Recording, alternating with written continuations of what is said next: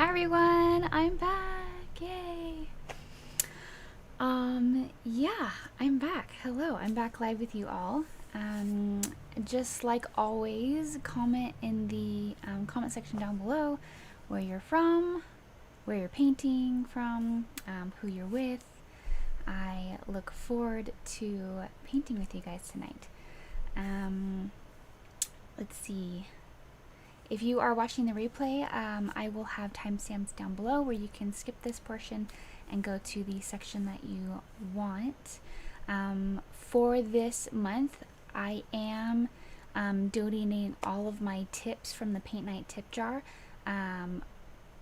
all the information there, and then during the class it'll be below me. Any tips that you guys give for the month of October will be going to Dwarfism Awareness Month. For anyone who does not know, my daughter has dwarfism, and just to bring awareness to that, I'm donating all my tips. So I'll give a little bit more of an introduction once class starts, but just for anyone who's just kind of popping in, yeah, that's what we're doing this month. So definitely say hi in the chat below. I'm excited to paint with everyone. And let's see, I have to get my own stuff out.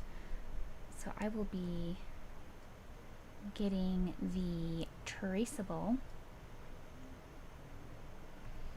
And for anyone who is not using the traceable, definitely start drawing that now.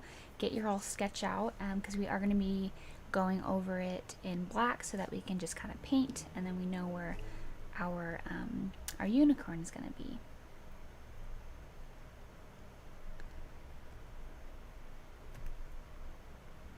Let's see.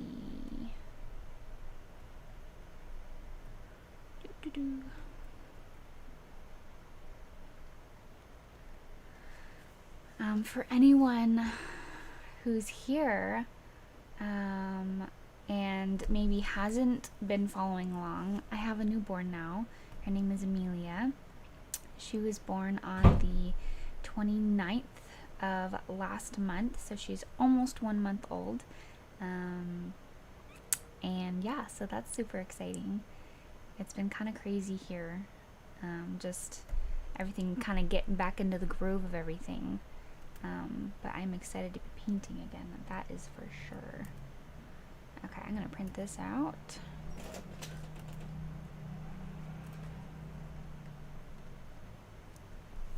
So make sure to say hi, let me know you're here, and I would love to chat with you before class starts.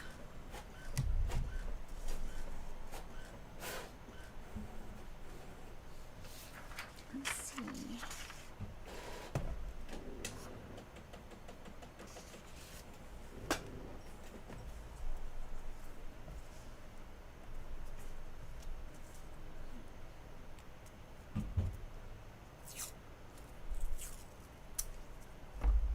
see. So this is what the traceable looks like for the 11 by 14. So it cuts off a little bit of the horn and the legs, but you can just draw those on. It's a lot easier than drawing the entire thing on.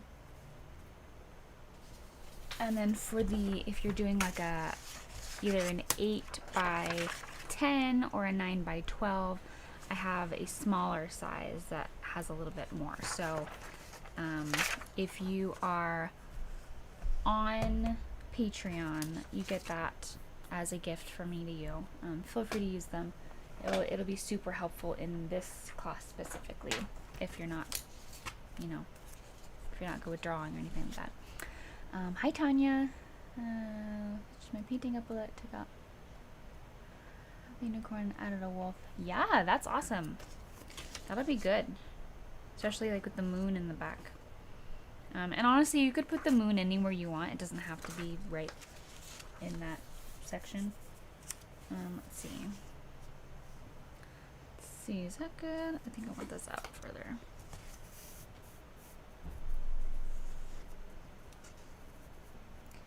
Or maybe I will, hello. Show us your new baby if you can. She's currently sleeping, and and hopefully she'll be sleeping for the whole class, which that probably won't happen. But maybe at the end. I don't know. If you're in my Patreon, you've definitely seen pictures, because I've shared pictures, because I can't not share pictures. But, yeah. Let's see. I don't know where I want this. I want to picture it.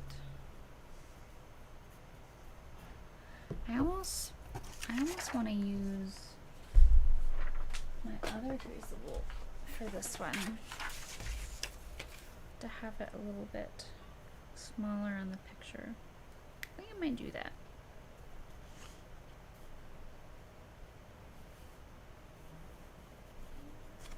Okay. But yeah, to answer your question, I'm good. Labor and delivery was fairly easy. Postpartum was a little bit weird. Just, they don't tell you that the cramping gets like worse the more kids you have, like the, you know, when you're breastfeeding and stuff. But it's a lot better now. It's like way better now. But yeah, it's been really good at home. It's weird being outnumbered, not gonna lie. Because we have 2 other kids. So we have a 4-year-old, a 2-year-old, and now a newborn. So it's weird being outnumbered. So now when I'm home alone, I'll be like nursing the baby and then have my other 2 kids. So if something happens with my other 2 kids, I'm just like, what do I do? But I'm getting better at figuring all that out. It'll get better. But yeah, the other 2 kids absolutely adore her. It's so fun having the other 2 kids. Should I bring in Amelia when she wakes up? That is up to you. Maybe if she wakes up, yeah, if she wakes up during the live chat, then everybody who's here early will get to see her. I think that's fine, but maybe not during the class though. That's my husband, by the way, in the chat. Say hi. Hi. Yeah. Yeah, if she wakes up during the live chat, I think that's fine. But maybe not during the live class. Maybe at the end if she's in a happy mood. But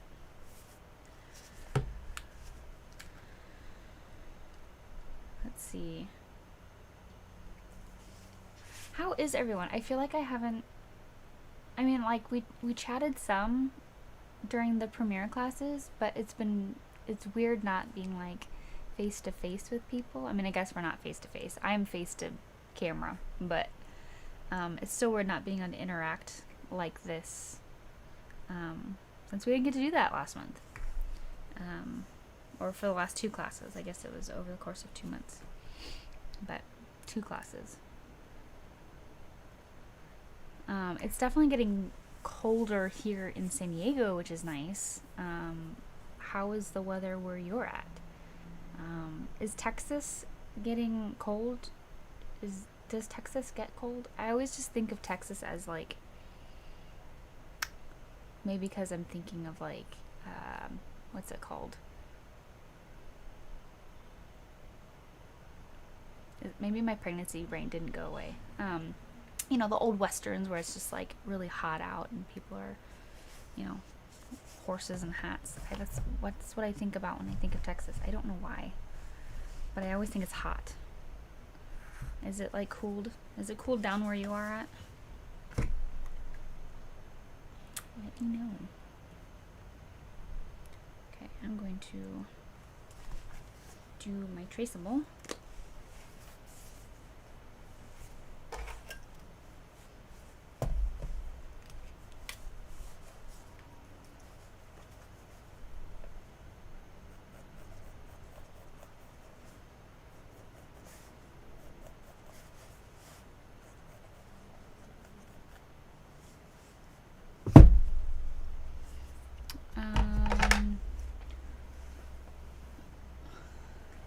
I love using daubers on the pumpkin painting. That was so much fun. Oh my goodness, yes.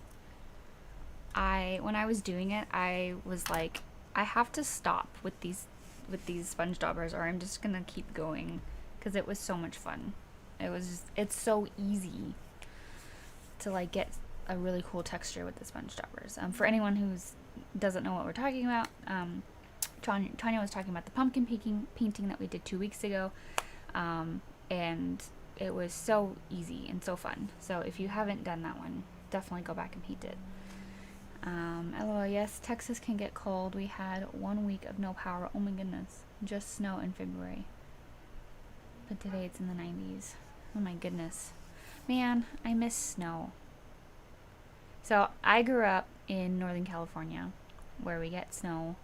Like 4th of July is hot as heck, and in the winter it's snow and like white Christmases. So when I moved to LA and San Diego, you don't get snow, which is sad. But I am thankful in a sense, because having young kids and dealing with snow, like, it takes so long to get them ready to go without trying to pack on like 3 layers of clothes. So I can only imagine trying to pack on like 6 layers of clothes to go out in the snow, only for them to play like 15 minutes and then want to come back inside, which I'm sure we did as kids. In the 90s, but feels cool. That's nice. It's 8 degrees Celsius. So it's a little, 8 degrees Celsius. What is that in Fahrenheit? I don't know the conversion. Is that like, I'm not even gonna try to guess. I don't know the conversion. But Tanya, do you have snow where you are? Tanya, let's see. You didn't say where you are. I don't know where you're from. At least I don't remember where you're from. 46 degrees. Okay, so that's like, it's like 15 degrees from freezing, you know.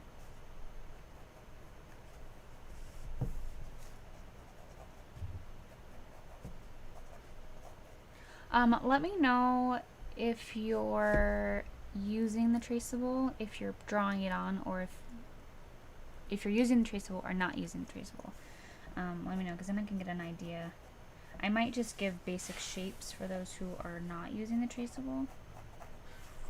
I did highly recommend it for this one, just because horses have so many like nooks and crannies that are like need to be shaped correctly for it to look like a horse.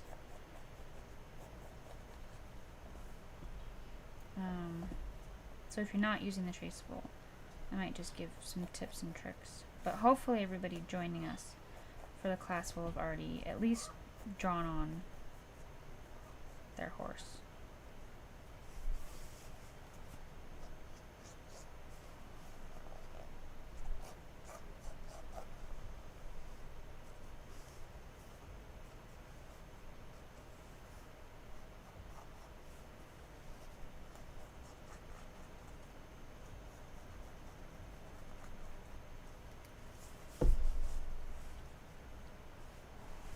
And if you need a picture of the horse, if you are drawing it on, if you need a picture, head to my my Facebook. It'll be, I've posted plenty of things about it, so you can like see it, because I know if you're watching the YouTube video, you can't like see the picture, or you can go to the Facebook event and it'll show the picture that you can kind of go based off of.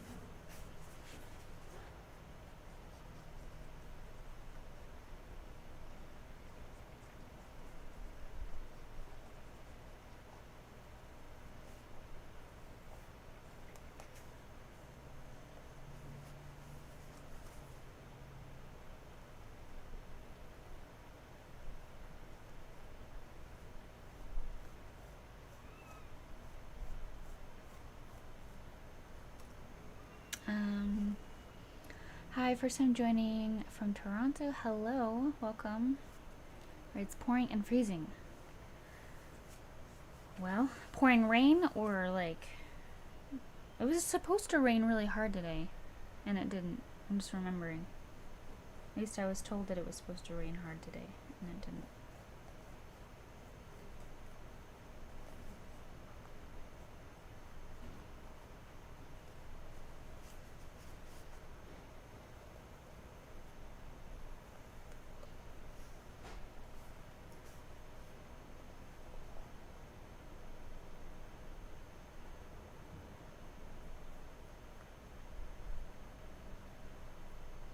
For all those that have cold weather right now, do you enjoy cold weather, or are you like dreading the cold weather right now? You're like not enjoying it.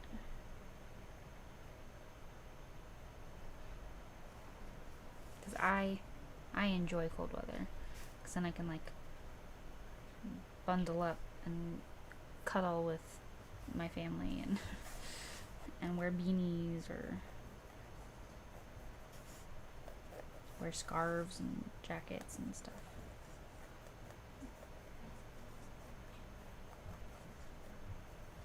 Although when nursing, that's not the funnest thing. Rain for now, should snow anytime. Yuck. Is yuck for the rain or yuck for the snow? Because snow, I always hated it when it would get so cold that it would rain but not snow. Because snow is just, or it would snow but not rain. Wait, no, it would rain but not snow. Because rain, it's just like mushy and wet, versus like if it's snow, then it's like, it's still cold, but then you could actually like do things with snow, like play outside. But that's like the kid in me talking. I haven't really experienced snow as an adult, or an adult with kids yet. I don't know if that's yet. I might never. Not to a degree that I live in it. Love the colder weather, just not snow. Oh, alright. Yuck for the rain. First snow is beautiful, but it stays for 6 months. Oh my goodness. Yeah, we would always make bets on the first day of snow, and then I don't remember if it was everybody who got it wrong or if it was just my brother who would just do it because he could. But we would run out at the first snow. After it would snow, we would run out and touch a log in bare feet. We'd have to like run out and then run back. That could have happened once. It could have happened every year. But I was like 8 years old, so I don't really remember. But I just remember it being, it's a very fun memory of like having to like go out in your bare feet and like run across the snow. Yeah, I have a lot of fond memories when I was a kid in the snow. So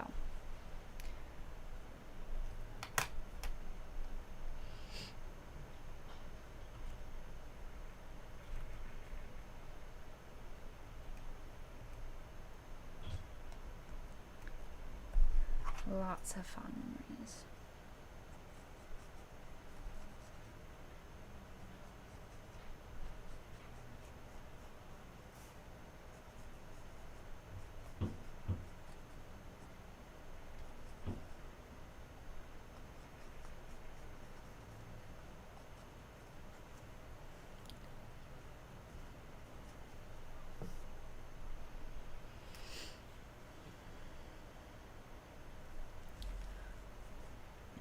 Okay.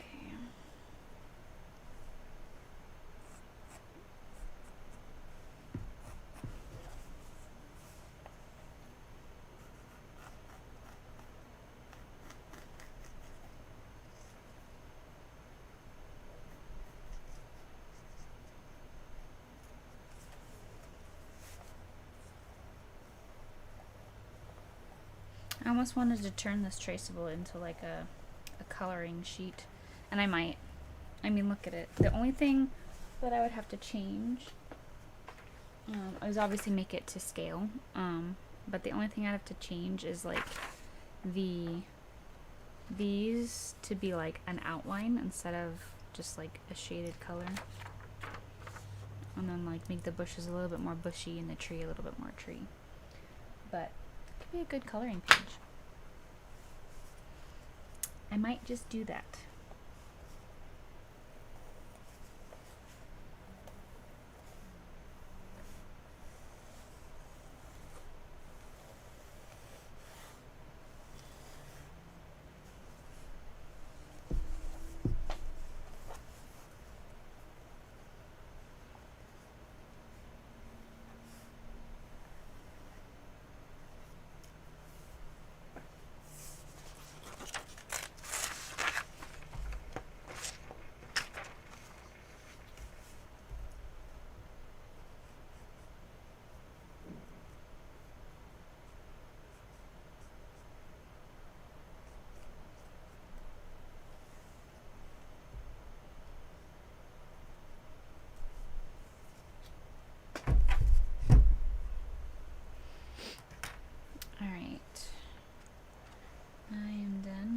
traceable.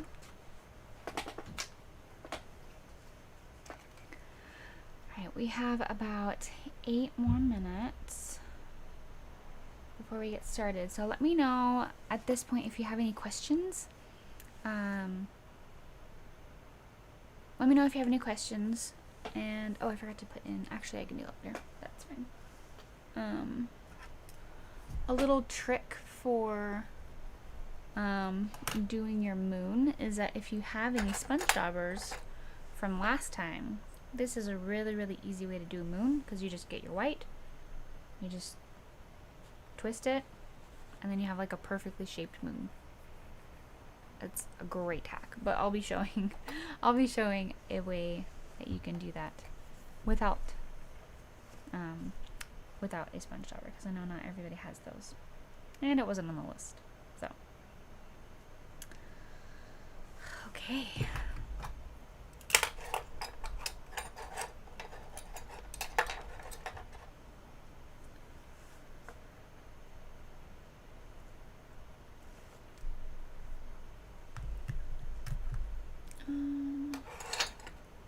Oh, and if you don't have your Q-tips, go get your Q-tips. We'll be using those for the mainly for the tree, but I'll also be using them for a little bit of the bush, a little bit of the bushes. So I usually put them in pods of 5 and bunches of 5. You can do 4 or 5. I typically like to do an odd number. That's just me. 5 seems like a good number for that. And I have like 2 or 3 ready to go. I'd rather have more ready to go and not use them, you know, save them for next time, than not have enough and have to like go rebundle them. So that's the thought. But I'm gonna get my paints out. Let's see.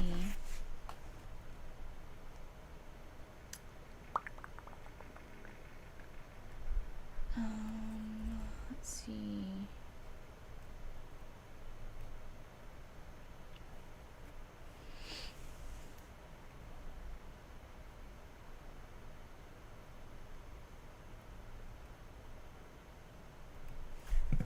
I know I need my white.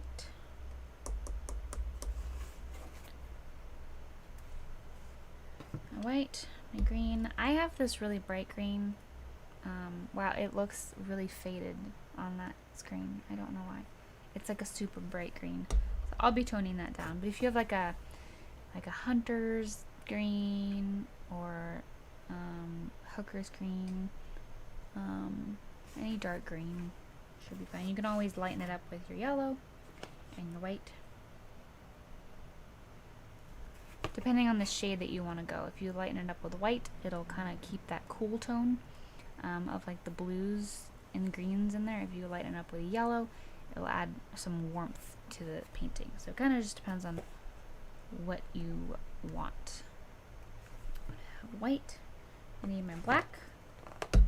My Phthlalo Blue. You don't have to use Phthlalo Blue, but Phthlalo Blue has a little bit more of that green tone in it, so I'm just kind of keeping within that tone of the painting. Viridian green, light green. This is like a darker green. Pink. Your pink is optional. You could do purple. Whatever color, if you want to add like flowers to your bushes, totally optional. You could do red, you could do blue, you could do pink, purple, yellow, whatever colors you want, if you want to add flowers to the bushes, but that's completely optional. You can also change the dark color of the unicorn. The colors that I had were kind of the blues and greens that I had from the painting, which made sense in my mind because it's, you know, it's kind of midnight, moonlit. It's gonna be, because it's a white horse, it's reflecting all the colors around it. So if you do a different color, it might look not off, but you could reflect that in your sky. So maybe add some purple. If you want to do more of like a purpley and pink color with your white unicorn, maybe add that a little bit more in the background. And then it'll be natural to reflect that in the horse's coloring.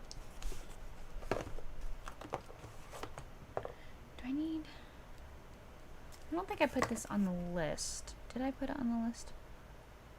I guess oh, raw umber I did. Okay, I just didn't get it out. Raw umber for the, whatever kind of dark brown you have. It doesn't have to be raw umber, but a dark brown for the trunk, and then also to dull down your green if you need to do that.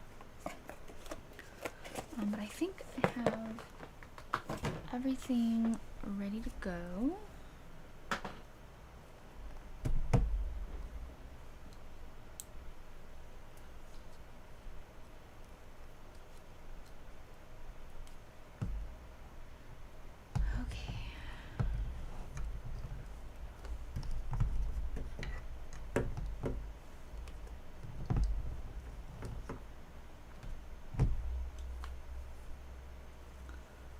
Okay, any last questions before we start class?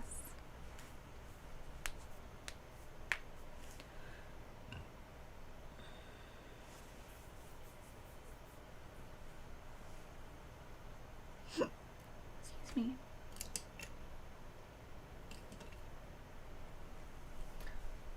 I'm gonna grab my water. Give me 1 second.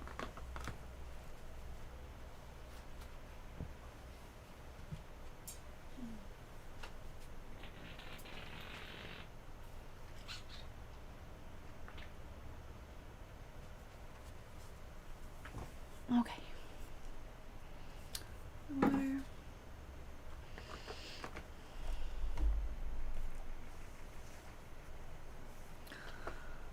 All right. Let's get started.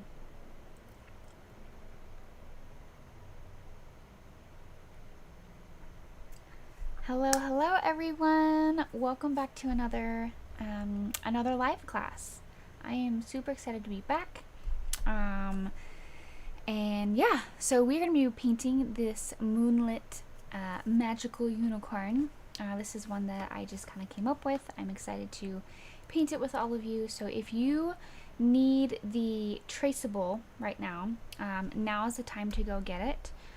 And that's available for all my patrons, whether you're at the $5 tier, the $7 tier, whatever. If you are a patron of mine, you have access to that.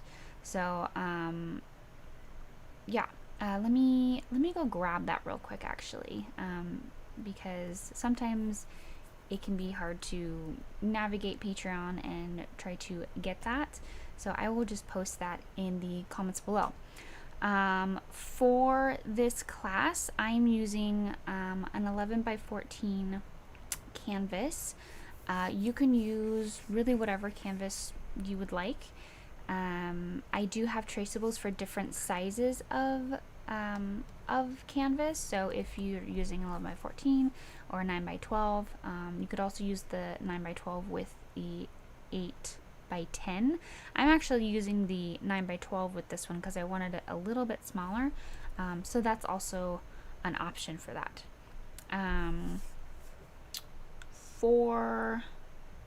Let's see, here's that traceable. Let's see, other things that we're going to be using that are kind of not normal. I have these Q-tips.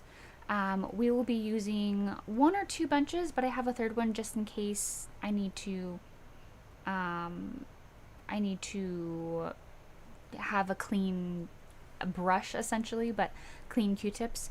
We're going to be using them for not only the tree, but also the bushes. And then if you decide to do some color of a flower, then we will also be using them for the flowers. So the flowers are totally optional. I just wanted to brighten up the bushes a little bit and add a little bit of color. It's not totally noticeable, but for me, I liked to add that. The other stuff, let's see, I'm not using any palette knives today. If you have a sponge dauber, you can use this. This is totally optional. This is for the moon. So whenever you're doing a moon, if you have one of these, it's super easy to go on with your sponge dauber with white, make a super easy moon, and then that's it. It's like the easiest thing ever. I will be showing you how to do a moon, a circle essentially, without that though.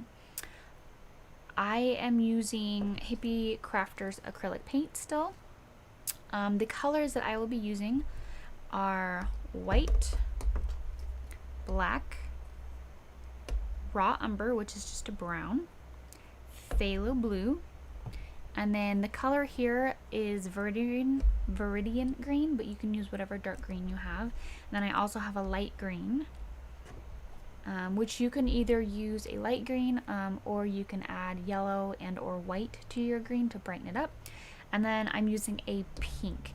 Now the pink is only if you want to add flowers to your bushes, and you could do a different color than pink. You could do yellow, purple, you could do like a lighter shade of blue to keep in the color palette of what we're already using. And as I said in the art chat as well, the colors that are on the unicorn, the greens and the blues, are kind of a reflective color from everything that's around the unicorn. The greens and blues are pulling from the sky and the tree. If you wanted to have more of a pink and purple unicorn rather than the blue tones, you could have that reflected in your background. So maybe put some pinks and purples in your sky, or add maybe do a cherry blossom for the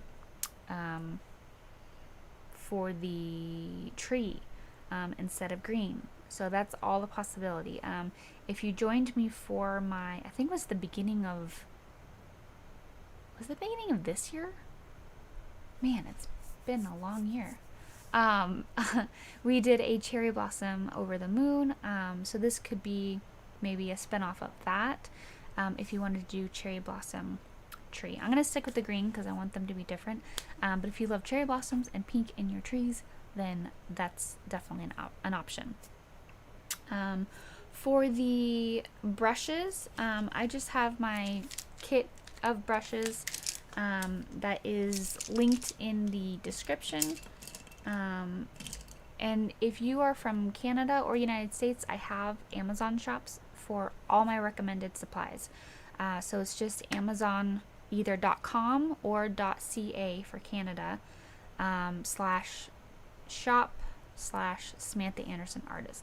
So if you need a recommendation on supplies, brushes, palette knives, paint, or whatever it is that you need, and you want a recommendation, you can go to my storefront on Amazon and do that. Okay. I think that's all of these supplies. I do have a few announcements. I have my Patreon giveaway, which for anyone who is not a patron, I have a Patreon where I have extra classes and traceables available, and quick tips and all sorts of things, as well as some privates. And for all my patrons, just as a thank you for supporting me, I usually do once a month, I will do a Patreon giveaway where I give away some supplies. So that's what that is. So I'm going to go ahead and do that now. And let's see. There we go. Okay, so let's go ahead and do this. And the winner is, looks like it's Kim. Okay, Kim, so you will be winning either a canvas paper pad or a canvas material pad. So there's two different pads that you can choose. Some people like the paper, canvas and other people don't. So I will be messaging you with whichever one that you want, and we'll go from there. And then the second thing is that I mentioned this in the art chat, but if you were not there, my daughter has dwarfism, and this month it is Dwarfism Awareness Month. So all of the tips from my tip jar down below, the CashApp, Venmo, or PayPal, will be going towards the San Diego LPA community. So anything that, just to bring awareness, so anything that you give that would normally go towards me for my paint nights, I am donating. So if you would like to help bring awareness for LPA community and my daughter's dwarfism, her condition, feel free to tip, and that will go to that. Okay. I think we are ready to go. Let me know if you are ready to paint, because I am. Let's see. I think that is all. I think we're ready to go. Yeah? Okay. If you do not have the traceable and you did not pre-draw it, I'm going to give you just a couple basic shapes to help. If you haven't started drawing, just try to figure out where you want your unicorn. I may call it a horse every once in a while because it is a horse figure. But what you're going to do is I'm going to get out, let's see, I'm going to get out some blue and white just so that I can go over the basic shapes, and then we are going to go over this shape with black so that when we are painting, it's okay if we go over it with certain colors, so that we can still see our traceable, we can still see what we've drawn underneath those colors. So if you would like to paint it on, go ahead and grab a light blue, and this is a light blue. This is so that any color that we paint around it, if you mess up or need to redraw it or anything like that, it'll just go over it easy. If you draw in initially with black, it'll be a lot harder to cover up those lines. The other option is that you can just draw it in with a pencil, but using a pencil, I usually do it for traceables, not really for drawing, and that may sound counterproductive, but that's because it's really hard to erase pencil. If you have some sort of like a chalk, you could do that, because that you can just like rub off, but it's up to you on what you want to do. So I'm going to make mine just a tad bit darker so that you can see it on camera. Only go as dark or go as light as you can see it. So don't go darker than that. If you can see it, then it's dark enough. I have to go a little bit darker so you can see on the camera, because you can barely even see my lines that I've already drawn. I can see it fine. Okay, so essentially you want to think of this as 3 circles. You have this circle, and then a circle right here.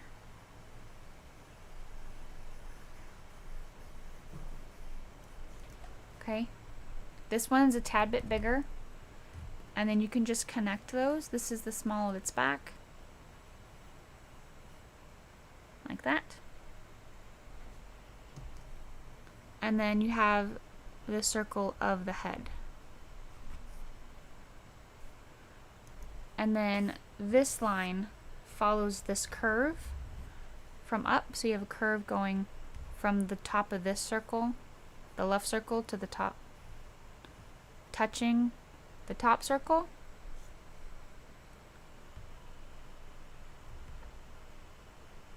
And then there's like a slight S.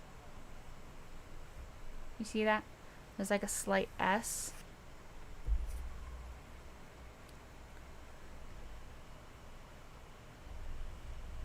And then that follows that down.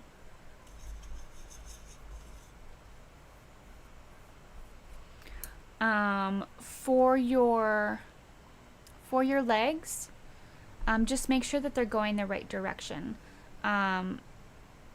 So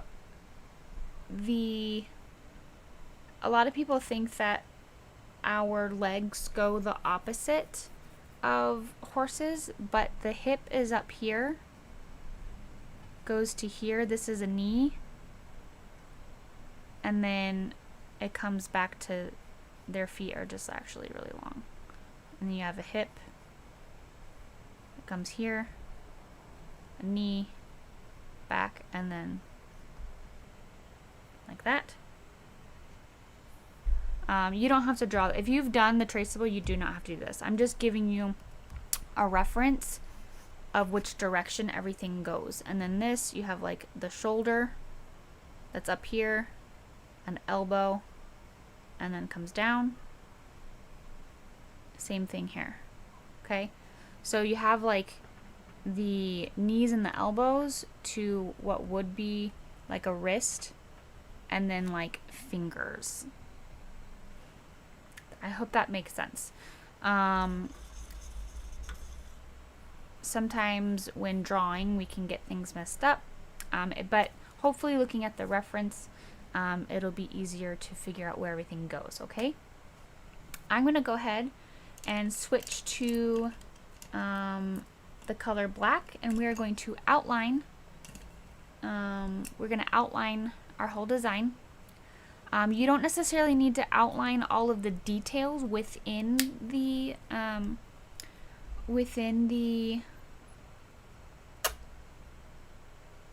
I kept wanting to say horse, within the unicorn, with the exception of maybe the face, but I'll kind of tell you as we go. So go ahead and get some black. If you need to continue to outline and do that, you can do that, and then it's pretty easy just to go over the outside with black. And again, the reason we're doing this is so that when we go over with our other colors, we'll still be able to see the outline of the horse.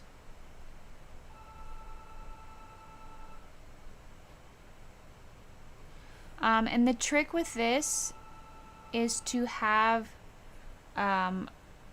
watered down paint so that your consistency of paint goes on really easy and you're not struggling. See how easy this all goes on?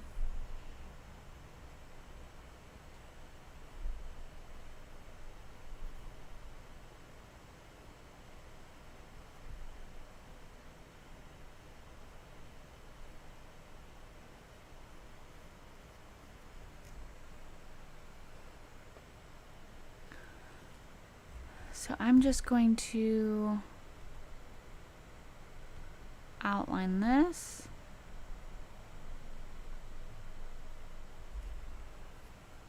And if you're having troubles keeping a steady hand, you'll notice I often use my pinky to steady my hand. That's really, really important. If you have the room to put your wrist down, you can do that.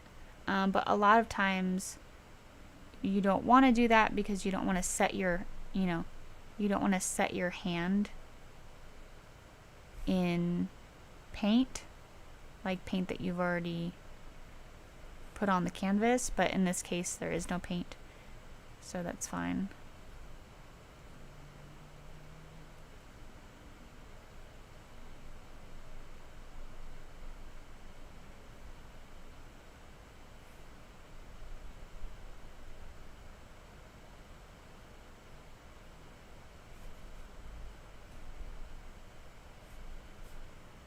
Alright, so just pretty quick, just putting in some details.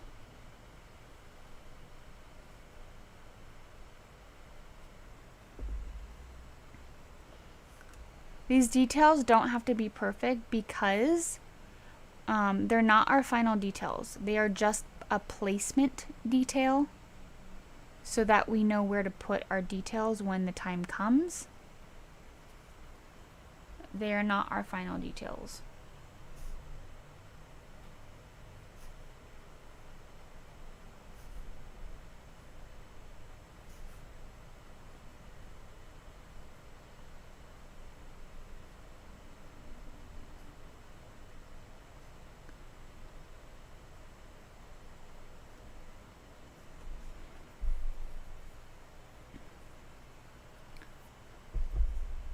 where the, I almost called them knees, but they're not knees. I mean, I guess they are knees. Anyways, I don't know the proper terms for things.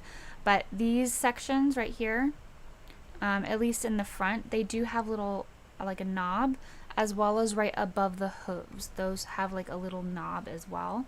So make sure that those, it doesn't just go straight down, that there is like a little knob there.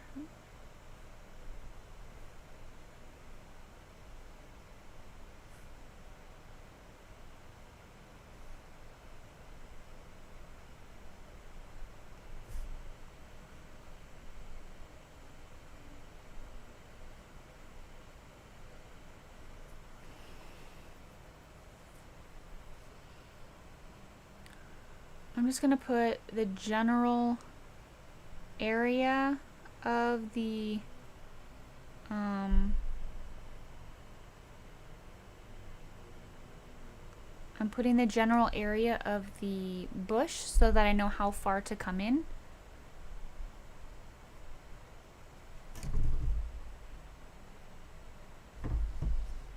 And then my horizon is somewhere right there. I don't really need to put that in. And then the trees I can do later. So once you get to here, you're in a really good place.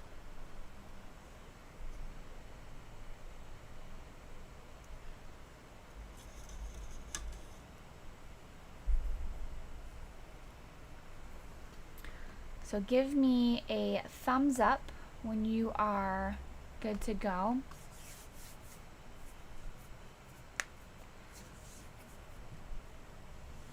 Hopefully the circles and kind of explaining a little bit of the anatomy was helpful.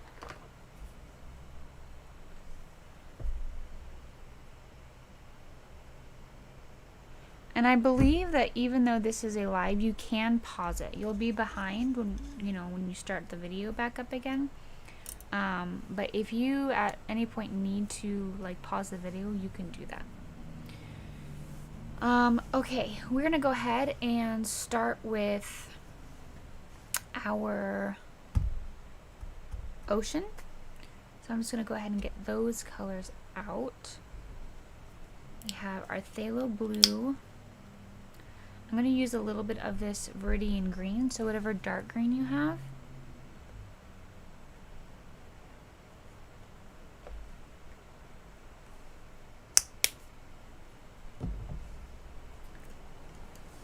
And then we'll be using our white as well. So we're gonna do, actually, we're gonna do our sky first. So I'm gonna go ahead and mix together whatever sky color you want. So if that's not blue, if that's pink and purple, you can do that.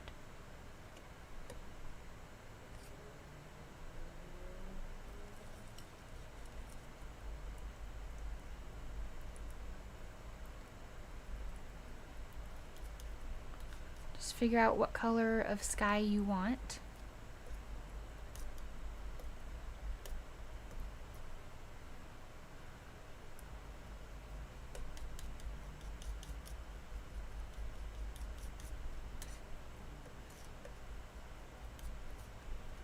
Kind of have this medium blue. I think that's fine.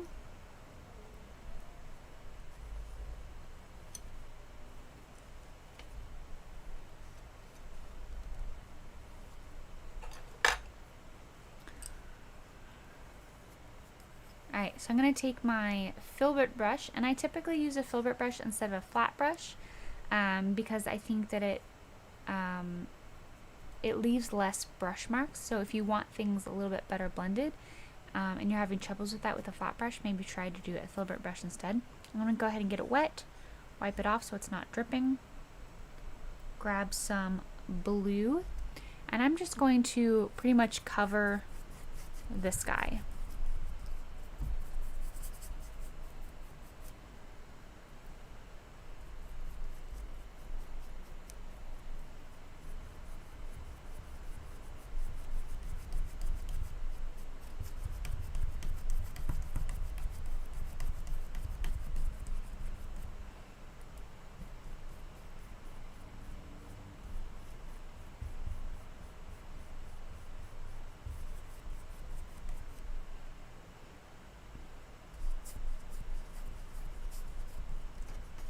And as I come to the top, I am going to be adding a little bit of some blue and black.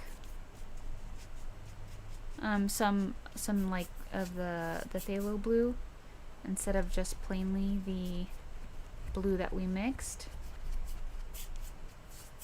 And this is just to create a little bit of a darker shade.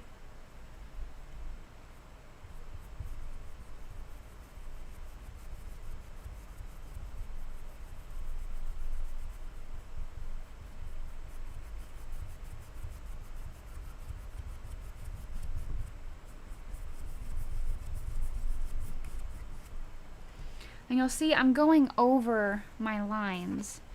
You know, I'm not trying to put a whole bunch of paint over the lines because I don't want to, if I put too much paint, it will just cover it up. But I also want the whole sky to be blended well. So if I don't go over it, it might not be blended as well as I want it to.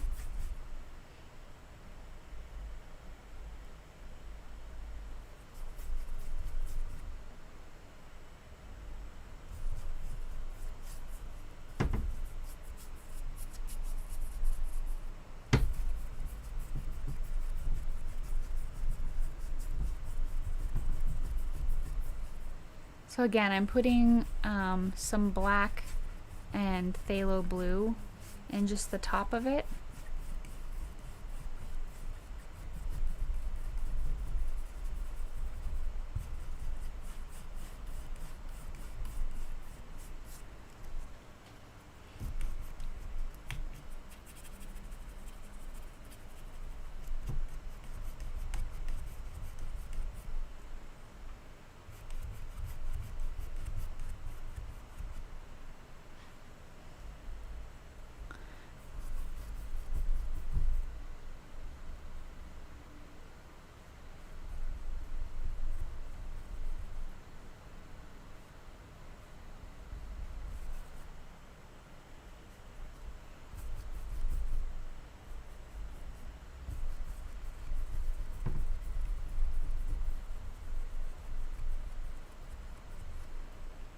And the further I go down, the more white I'm going to be adding.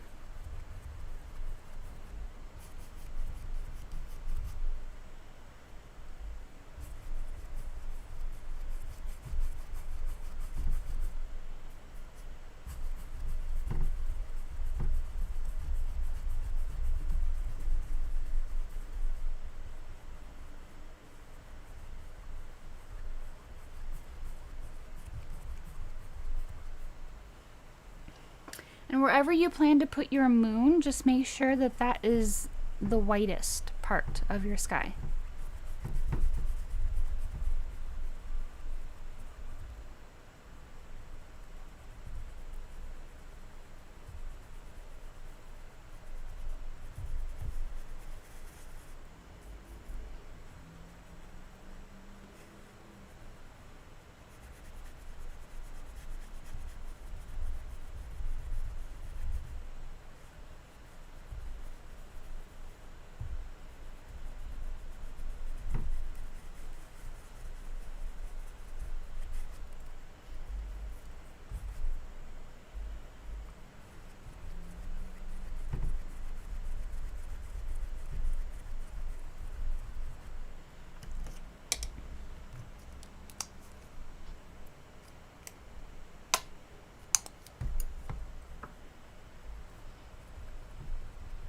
I'm going to go in with a little bit more white to really brighten that up.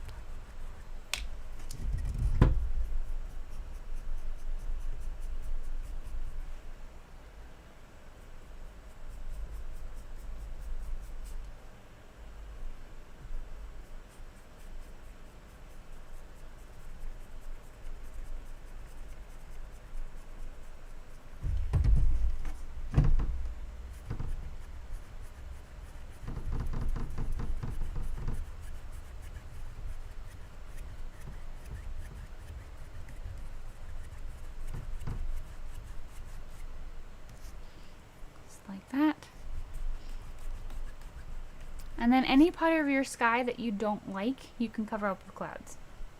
So we're gonna go, while this is still wet, I'm gonna go in with some white on my filbert. I recommend using a filbert because it's naturally round at the top. And I'm gonna come back, and you can do fluffy clouds, you can do not fluffy clouds, you can do ones that are a little bit more wispier.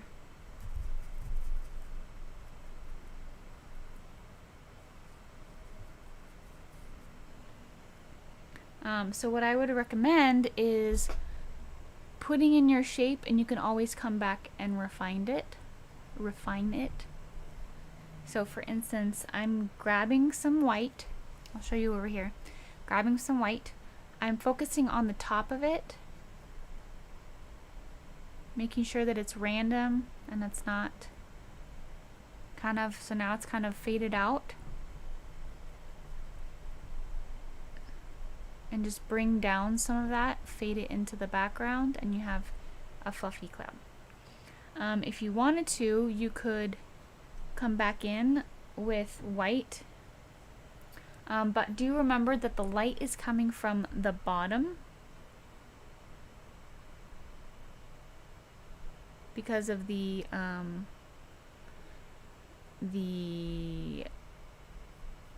moon.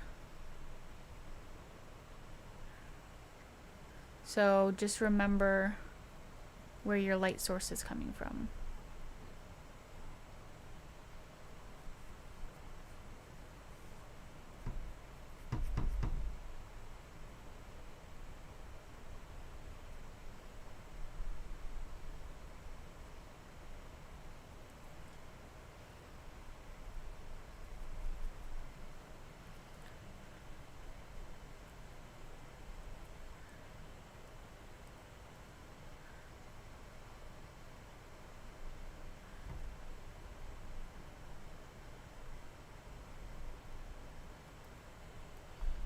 Ones down here are probably going to be lighter on the top since the moon is kind of closer, might be giving more light on top of the cloud rather than the bottom.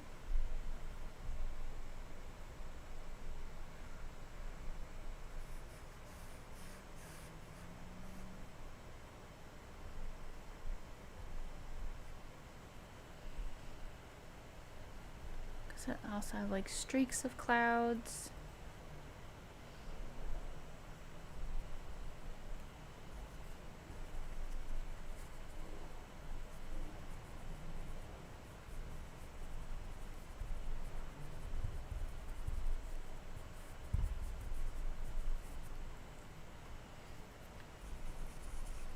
I didn't put this in the first one, but I think because I did mine a little bit darker than when I first did it, I feel like it needs a little bit of stars. So I'm going to put a couple stars. So I'm going to get my toothbrush. Get it a little bit wet.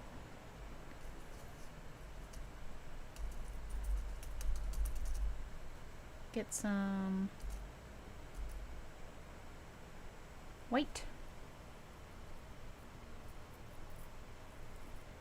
And just at the very top,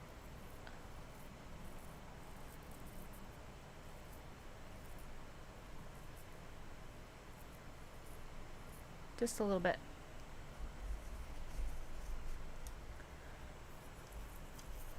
I think that's all I need. I'm gonna rinse that out. And if you don't have a toothbrush, save an old toothbrush that you're about to throw away. Save it for your art supplies. But if you don't have a toothbrush, you can get a fan brush or a stiff old brush, whatever stiff old brush that you have. You can use for that. Okay.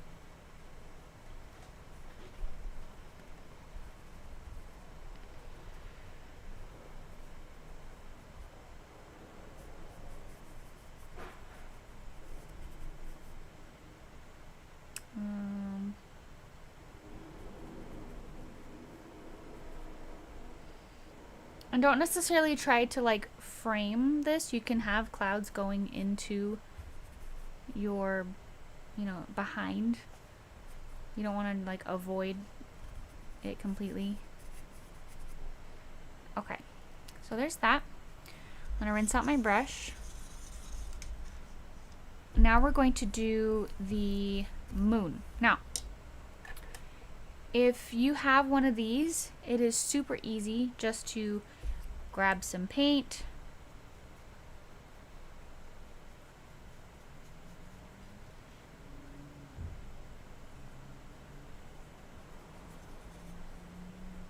and put it on your sponge dauber.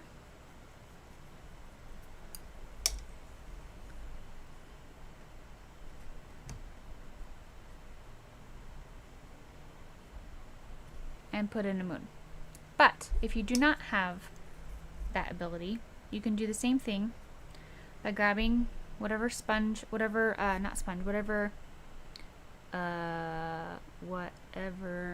brush you're using at the time. I like using filbert. You can hold it in one place and go all the way around, and it does the same thing. So depending on what you have, what you want to use, it is totally up to you.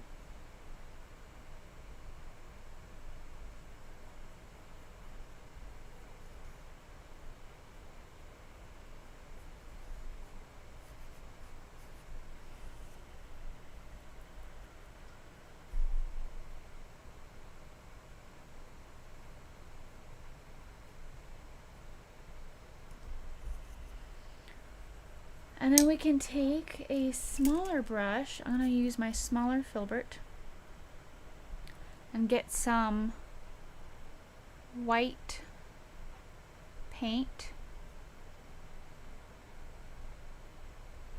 Dab it on here so that there's a little bit of texture.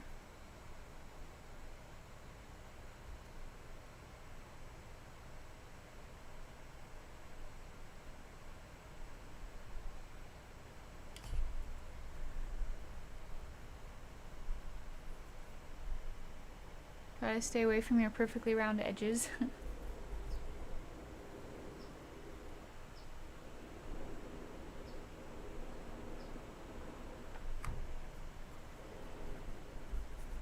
And then you can grab some other colors like your blue.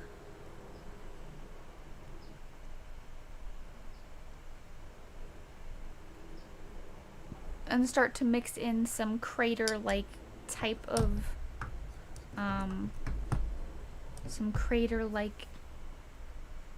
stuff.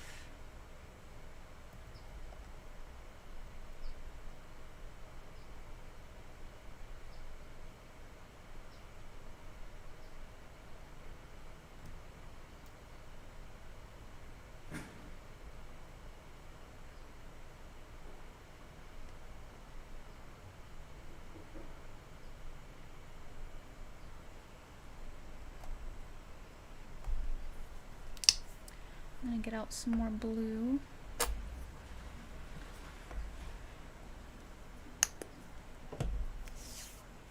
If you do use a sponge, make sure that you rinse it out so that you can wash it properly afterwards, or else your paint will dry in it and then you won't be able to use it. Because paint that stays in sponges is like actually impossible to get out. It's just really hard. Let's see. I'm gonna get a little bit more blue.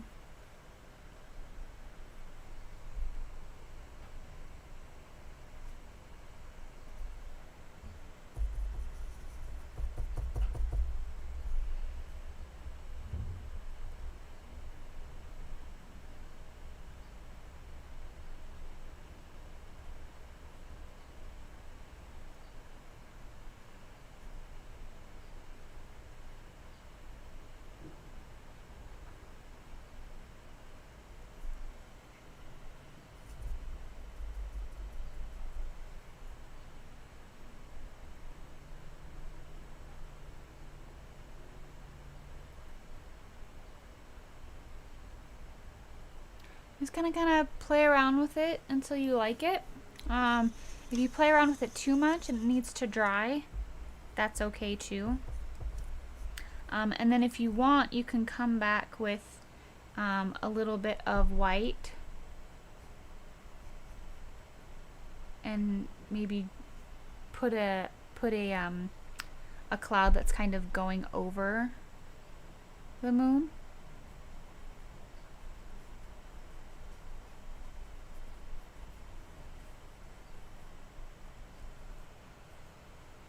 Got this mystical kind of feeling going on. Alright, let's go ahead and do the rest of it. I'm going to grab some of this green and mix it with a little bit of the blue. So dark green and a little bit of blue. I'm going to create the mountains.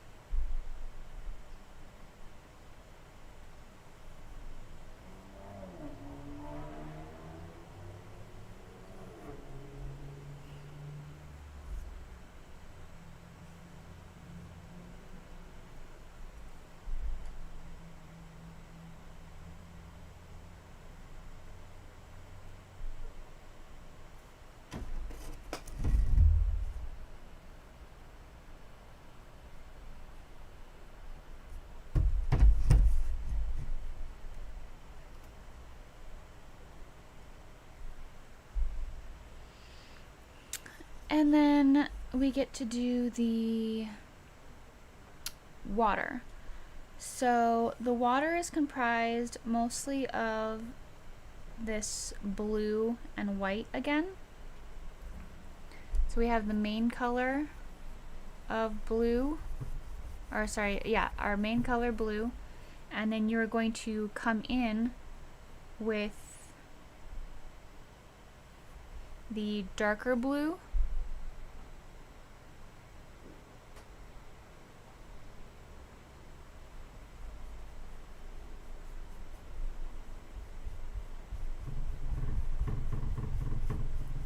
And I'm going to be doing this in small little strokes to give the illusion that it is water and there are waves. So little by little. Oh, I think it finally started to rain.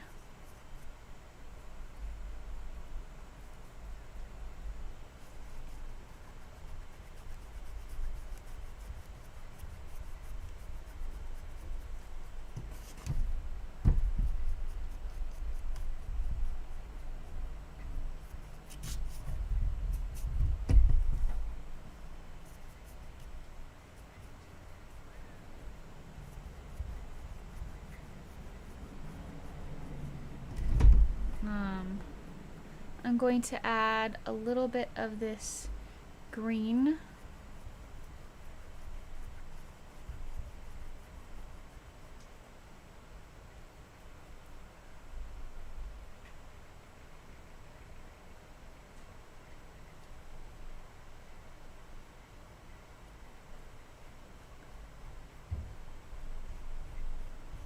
And I'm just pulling this darkness in from the sides.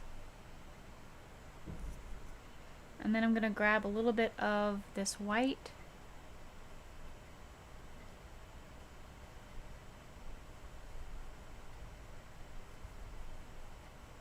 Go back and forth. I am leaving a little bit of distance right here in the water where the shadow of the mountains are giving off. I'm going to switch to a smaller brush now. I'm going to switch actually to a flat brush because it'll be easier to get those lines.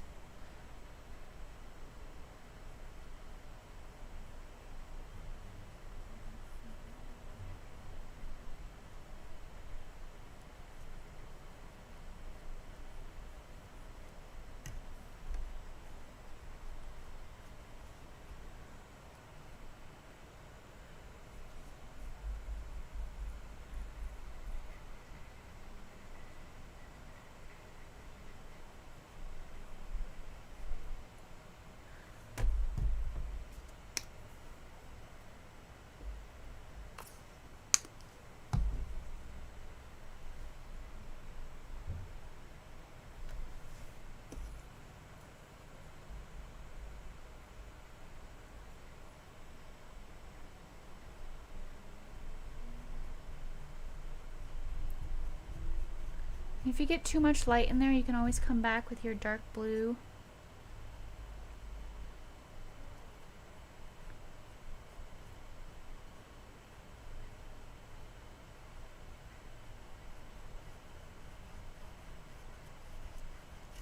Feel free to play around with the colors.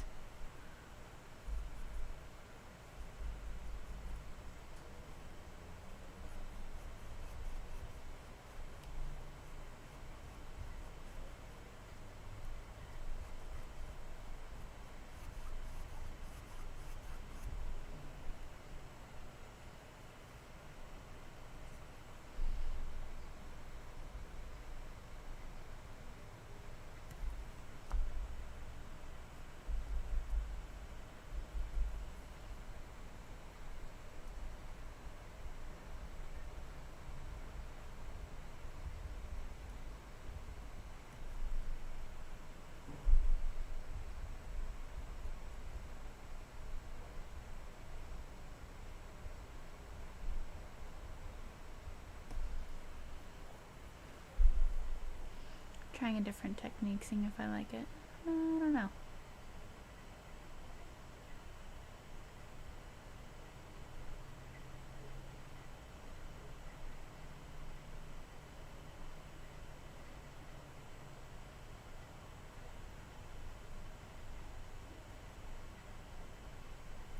Alright, now at this point you can always come back, and after it's dried you can add better highlights, because at this point it's still blending in with that blue, and no matter how much white I put on it, it's becoming not white. So I'm going to let that dry before moving on, okay? I am going to add just a touch of a brighter green, a whiter green, to the tops of these, because I feel like having that brighter touch to the green would be good.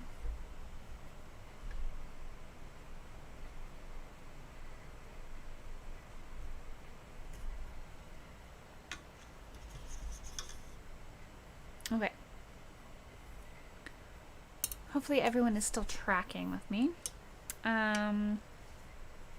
Okay, so we're gonna go ahead and do our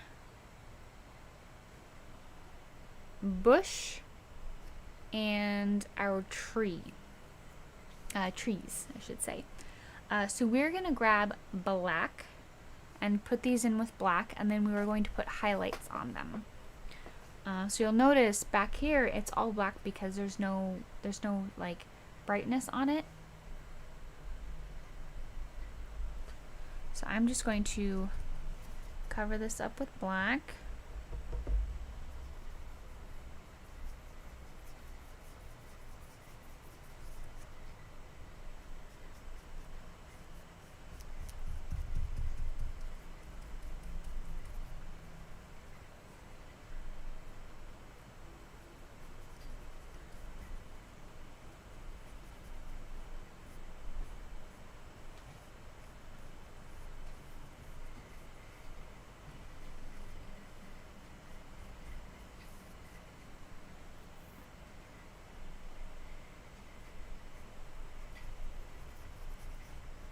And when you're doing this, you'll just want to make sure that you cover up all the places that you didn't put your mountains and your clouds and your lake or ocean.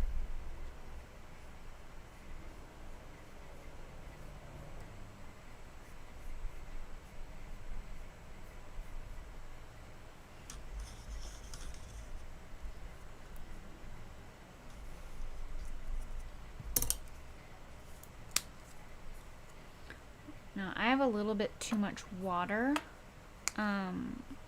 in my black mixture, so it's coming out a little bit see-through. So I'm just going to go back in with just my plain black and kind of mix that in, making sure that it is opaque and not see-through.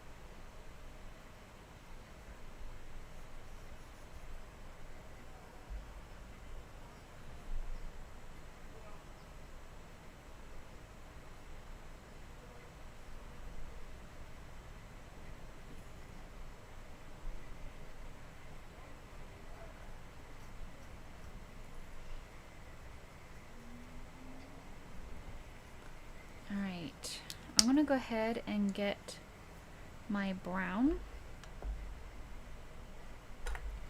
my burnt umber,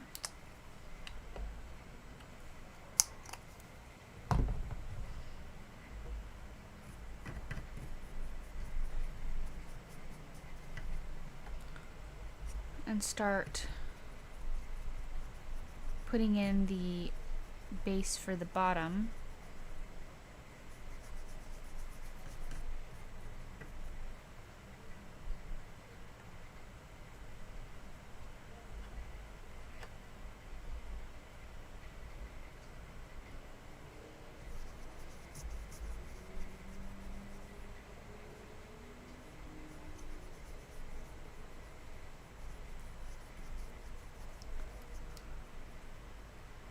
And at this part, you want to try to think about where your light source is, where it's coming from, which right now is your moon. That is your light source.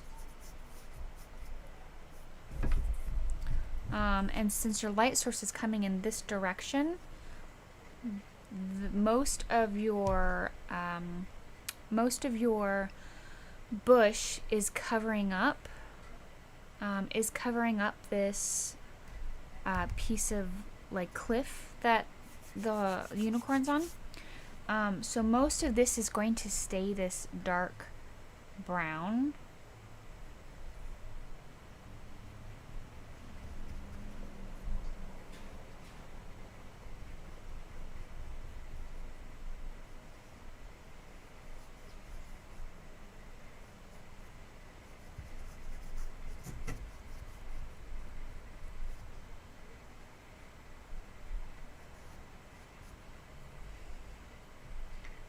We have the dark brown here, and maybe the light is coming at this angle. So let's go and get some of this white. Put it in our brown.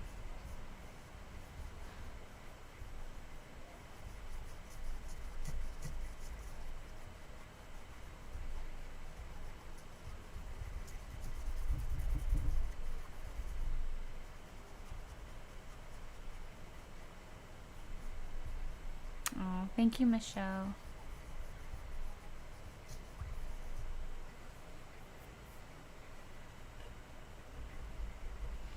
And we're going to, so you'll see here that I have portions that are unpainted. The first thing I want to do is make sure that I cover all of that up. So sometimes just by covering that up, it can give me the shape of maybe the cliff that I want to do. But once I have this, I can actually shape this.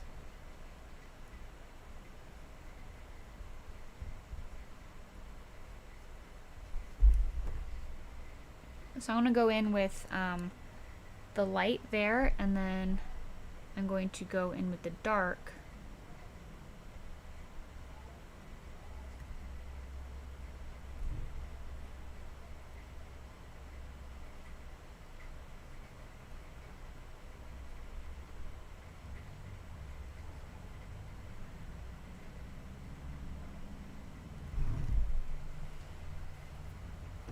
Almost like it's a cliff.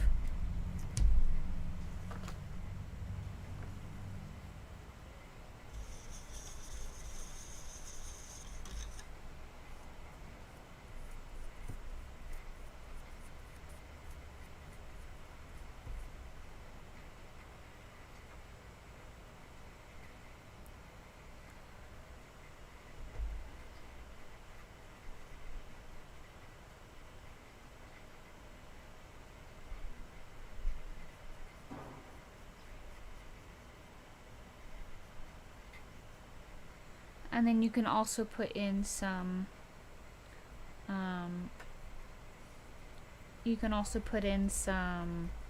shadows if you wanted to.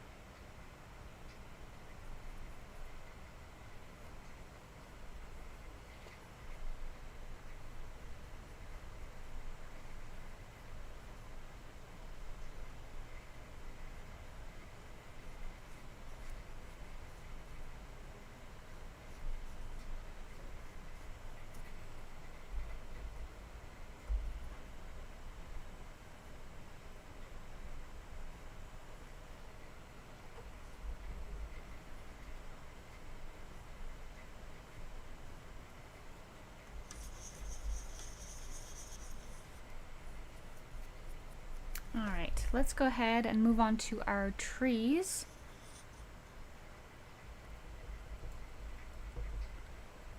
The trees will be pretty quick. You have one that is pretty much straight up. I would say just make sure that it is thicker on the bottom than it is at the top.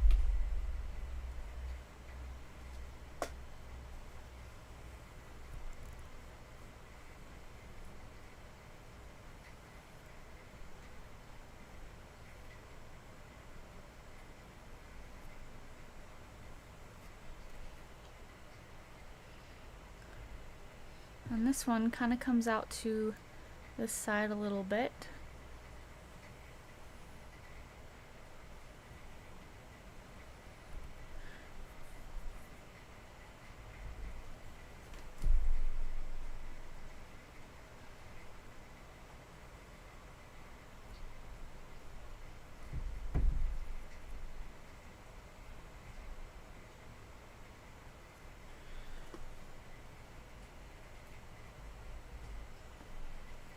And then you're going to add a couple branches here and there.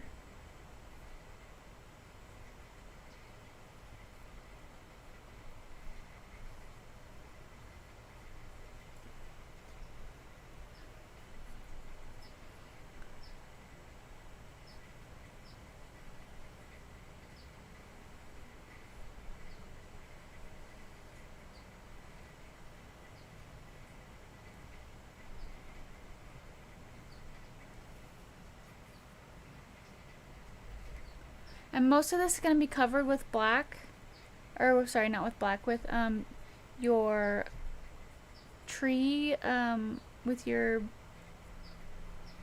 green, your greenery. So don't feel like you have to put in every single branch. In fact, I would hesitate and say don't do that. Just put in a couple. You can always add them later if you tend to go off and feel like you need a branch somewhere.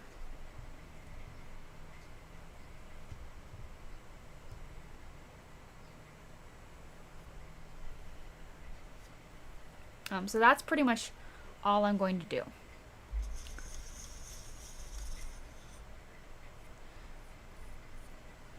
Now I'm going to go in with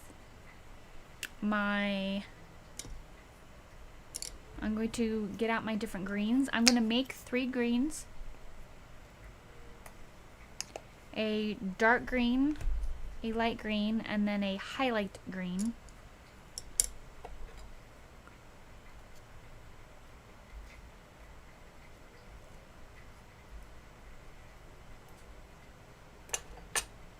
In which case, the first thing I'm going to do is I'm going to put black on here. First thing is black.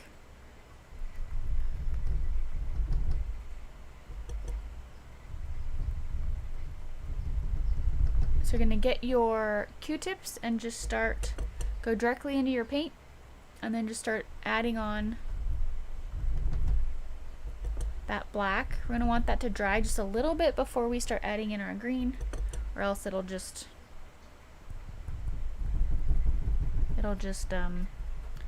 mix in with the black.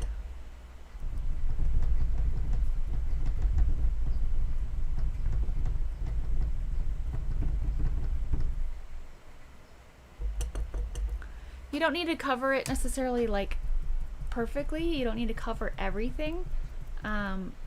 It is kind of cool to have the background showing through.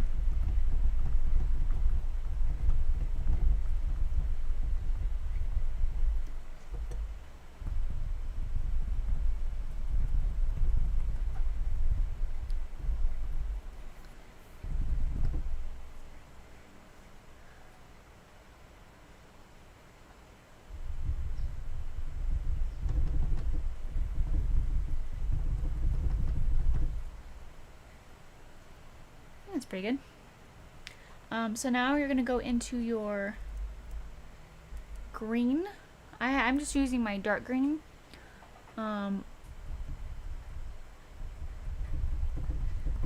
give it a little bit of tint, and then while that dries, we're going to make our other two greens.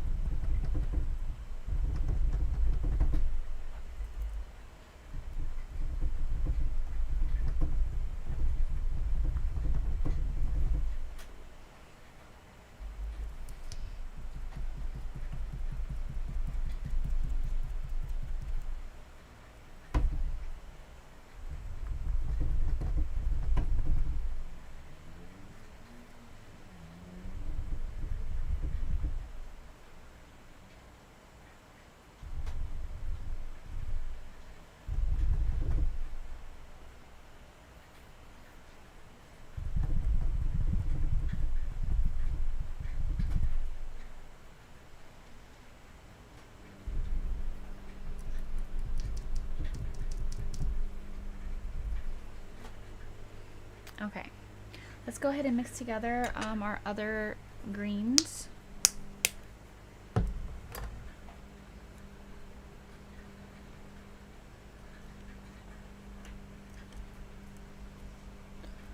I'm mixing together my light green with a little bit of my dark green.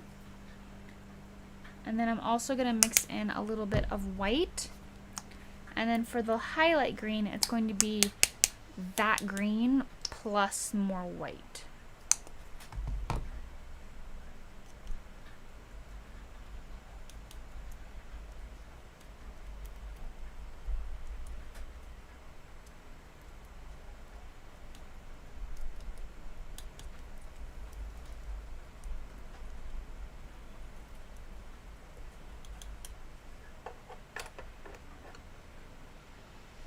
Okay, so let's try this green color out and see how we like it.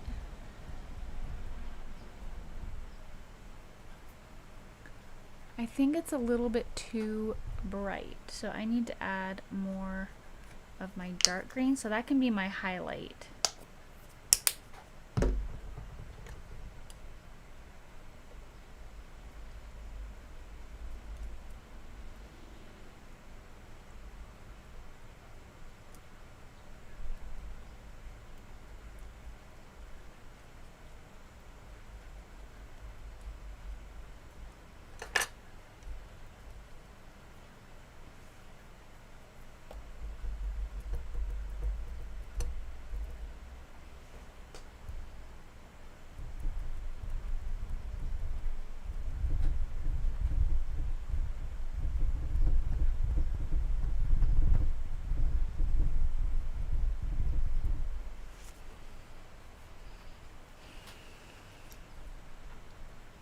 Okay, that's better.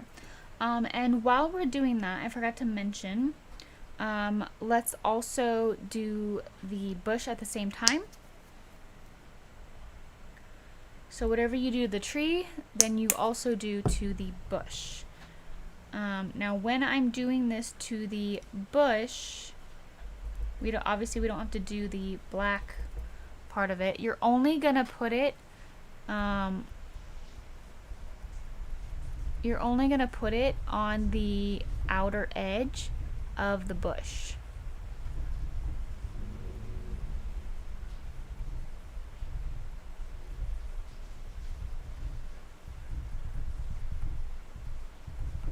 And keeping in mind where your light source is coming from, there's going to be a little sliver of light coming through that area. And this is like nitty-gritty details that you don't have to do. But if you look in the original, there's light coming through the trees and around the trees, but the shadow, there is a shadow that it's giving off. So then you have this like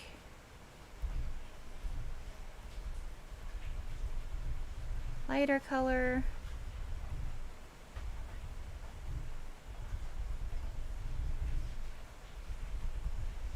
And each time I put on another color, I don't go back as far. So with the dark green, I went back almost pretty much to the horse. With the lighter color, I went back like half as much.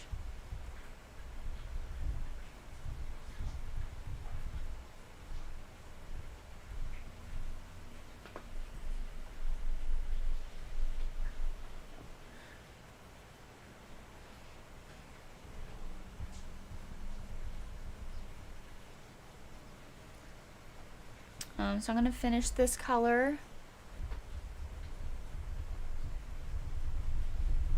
up here.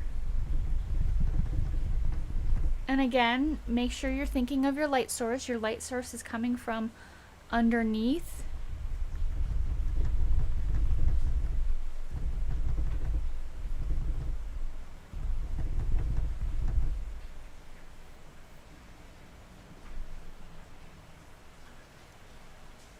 Alright, now before we do the last section, the highlight, we are going to put some highlights of brown on our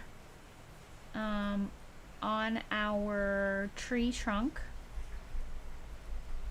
So I'm just grabbing some brown, a tad bit of white, and I'm just going to mainly put it on the right side.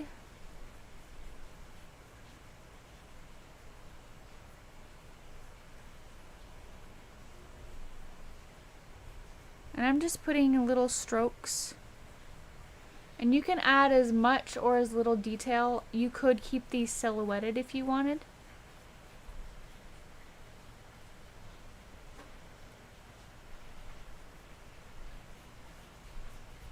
So I give a little bit of detail with that, and then I go a little bit lighter with the white and brown. Give a little bit more of a highlight, a little bit more detail. But again, if you wanted to skip this and just have it silhouettes, you could do that. Make sure this highlight is really only on the edge though.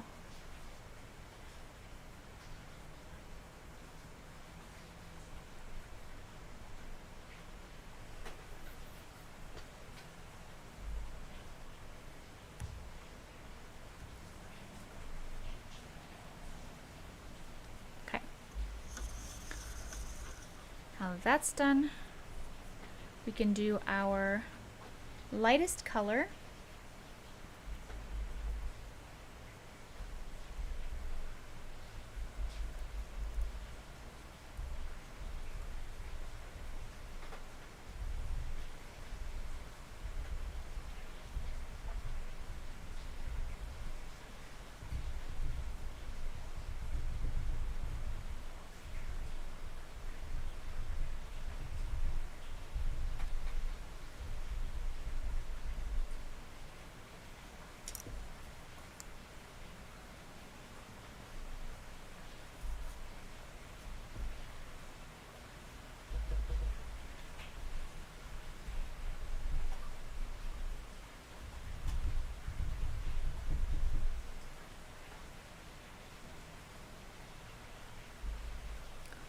And our lightest color on the tree is going to come from underneath.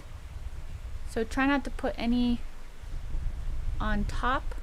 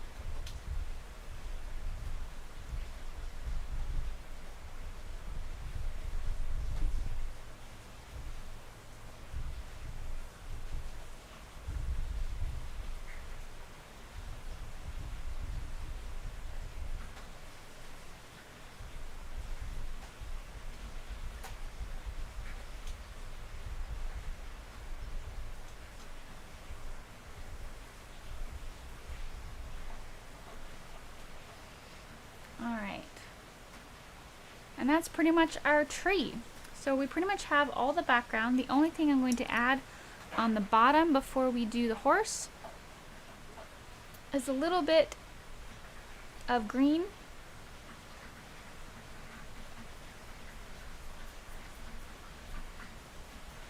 And I do this by getting ever so slightly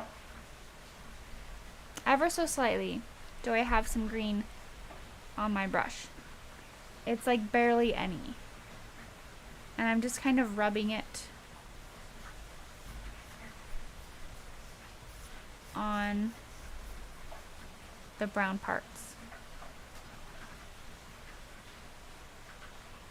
Almost like a hint of grass.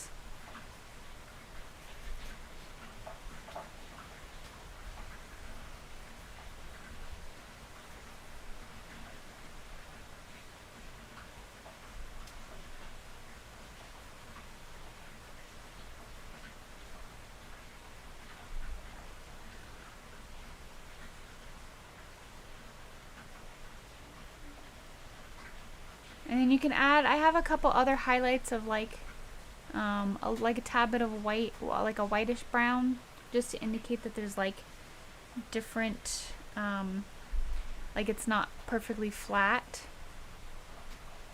Just to give some texture to the ground.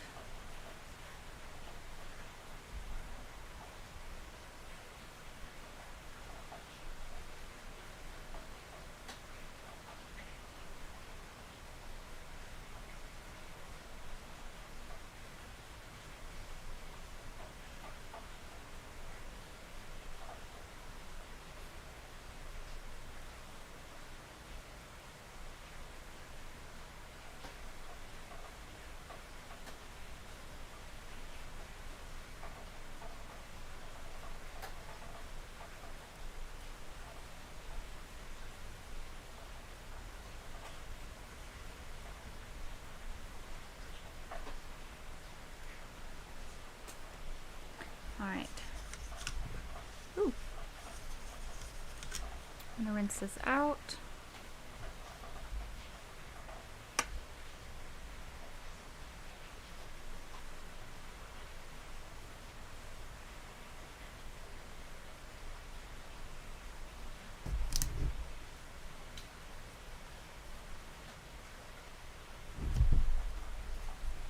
Rinse this out. Alright.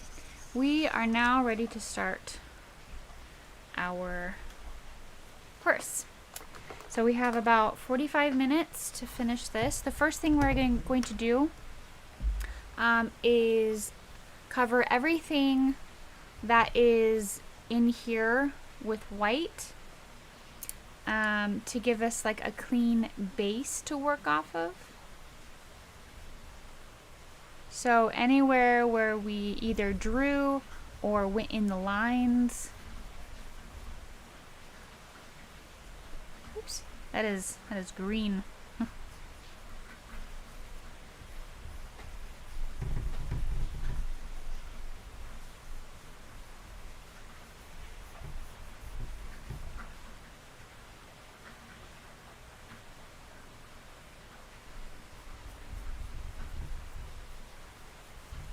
So it doesn't have to be perfect. Just make sure not to go outside of the lines.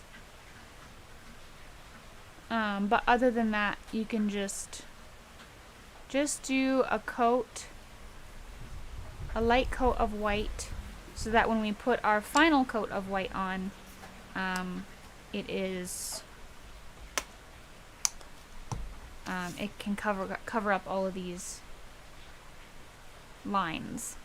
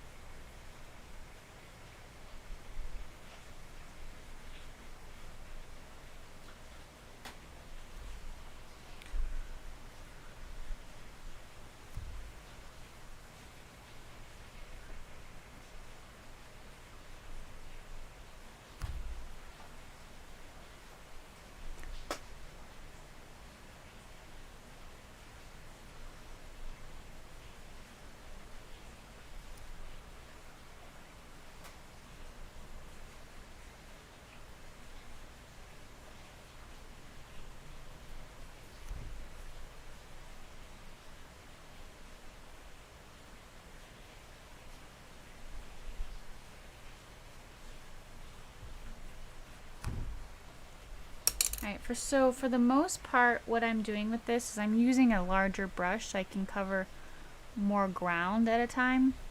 But for those little pieces, like the legs, I did switch to a smaller brush.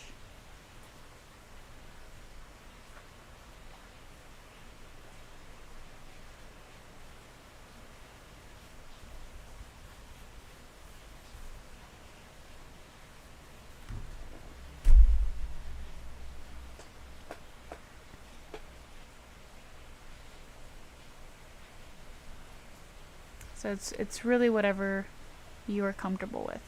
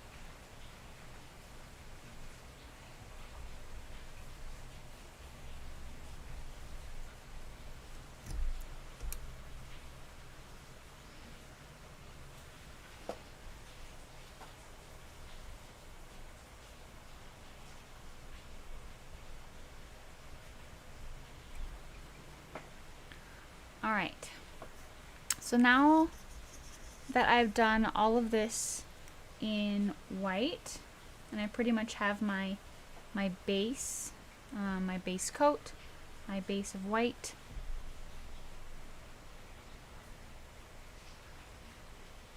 I can start putting in my detail.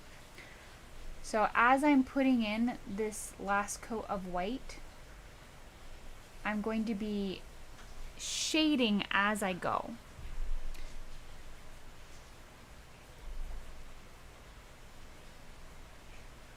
Okay, now I'm ready.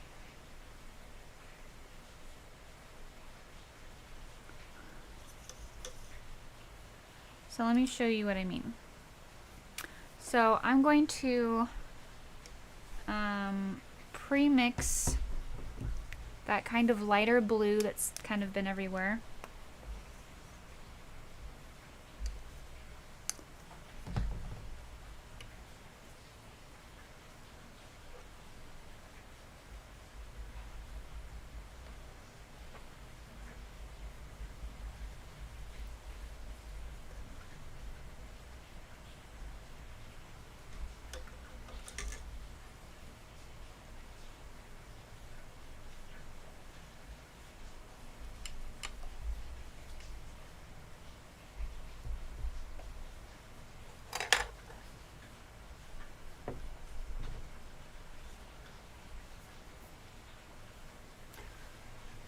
And so with white and blue, I'm going to start somewhere and then slowly add those different colors. So for instance, I'm going to come back in here with, I'm going to start over here. I'm going to start with white. I have this white coat, right?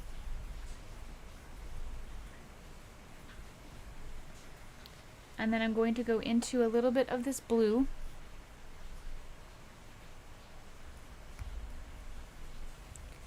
And blend that in to where the shadows of the unicorn are.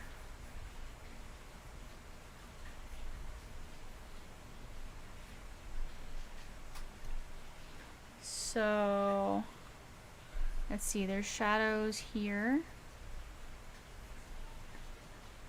And then whenever there's a light pocket, I can grab some white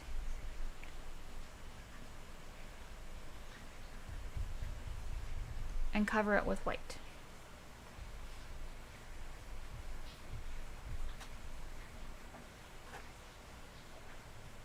And I think what I'm actually going to do first is do the hair first. Now that I think about it, because the hair is behind the horse. So let's go ahead and pause real fast. We'll do the hair first, which has a lot more of this blue color. And the dark colors.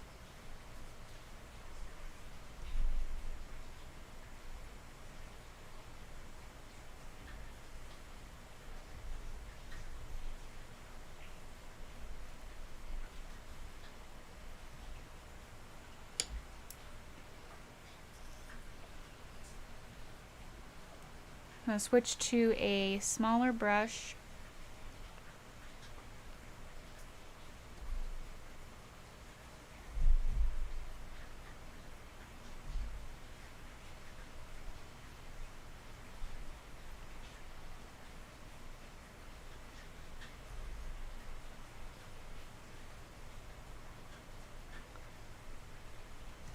And I'm just following the wave of the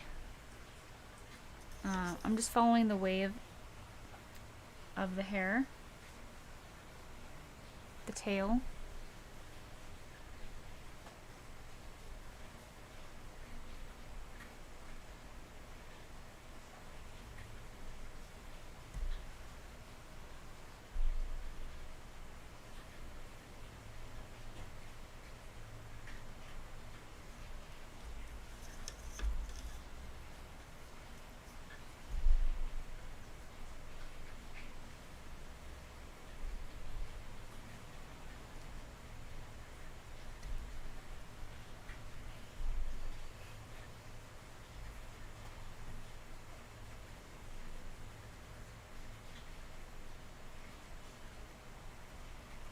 And adding different colors. If I need them to blend together a little bit, I'll just dip my paintbrush in some white and then dip it into some water, and that will help it blend all together.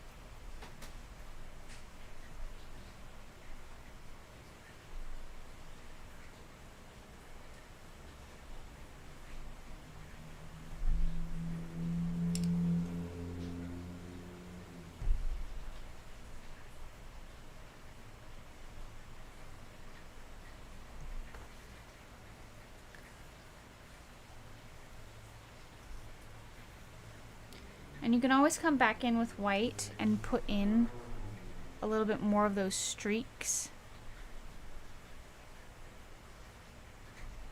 Some of those details.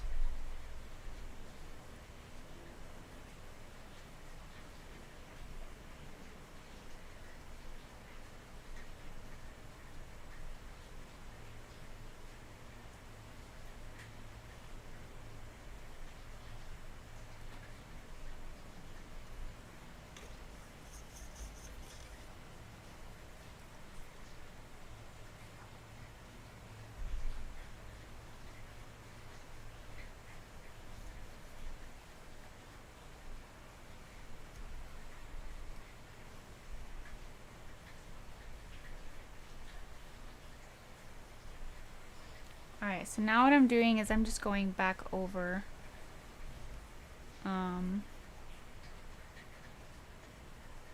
the leg line.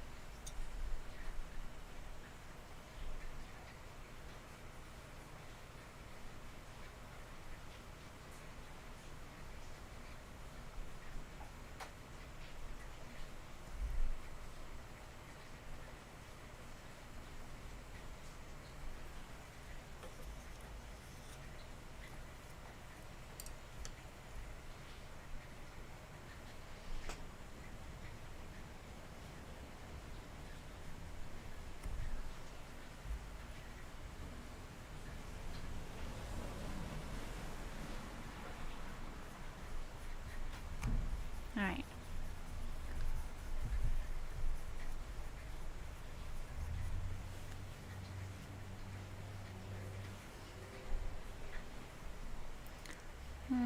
So I'm just making minor adjustments here and there. I felt like the butt is kind of poking out a little bit too much, so I'm compensating that with making the arch of the back not as much, and that'll help that not stick out as much.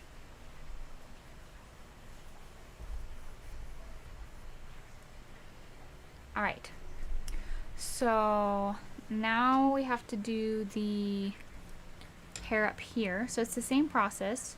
Just get your blue, your green, and your white.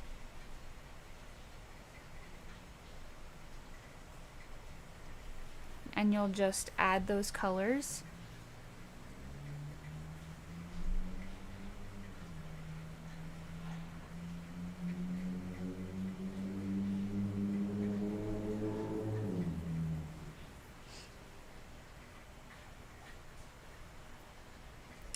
I'm going to add a layer of white to certain portions. I'm going to go back in with my blue.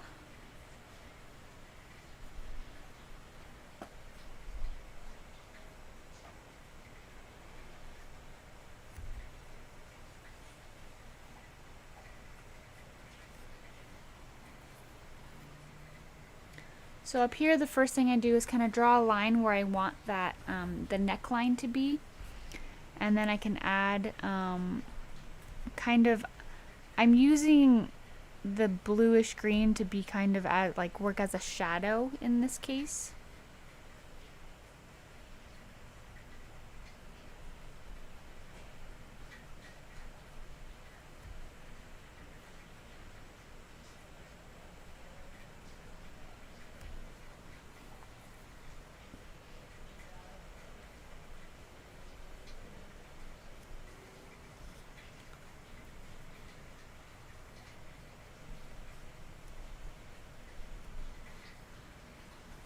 So that's one way of thinking about it. If you're not sure where to put the, the lights, the different colors, try to think of, the greens and the blues as like shadow colors and the white as the highlight.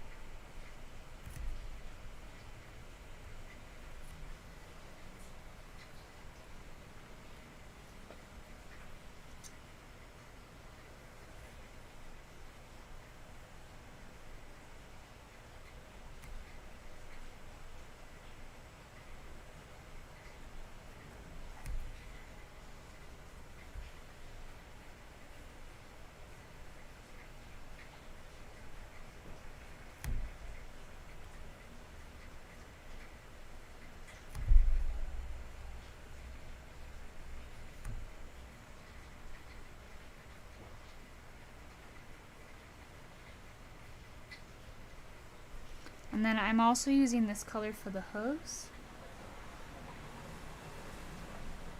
So since we already have this color on our brush, we might as well paint in the hooves as well.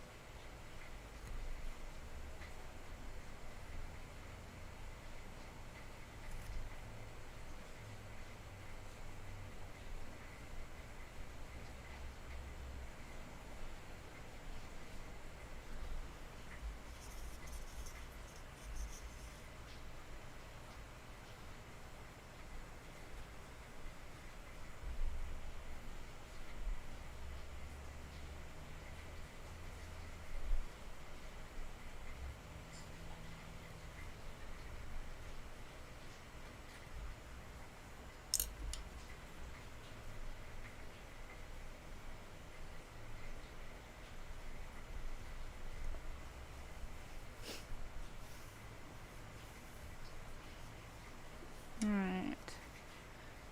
Keep adding in that hair. And this.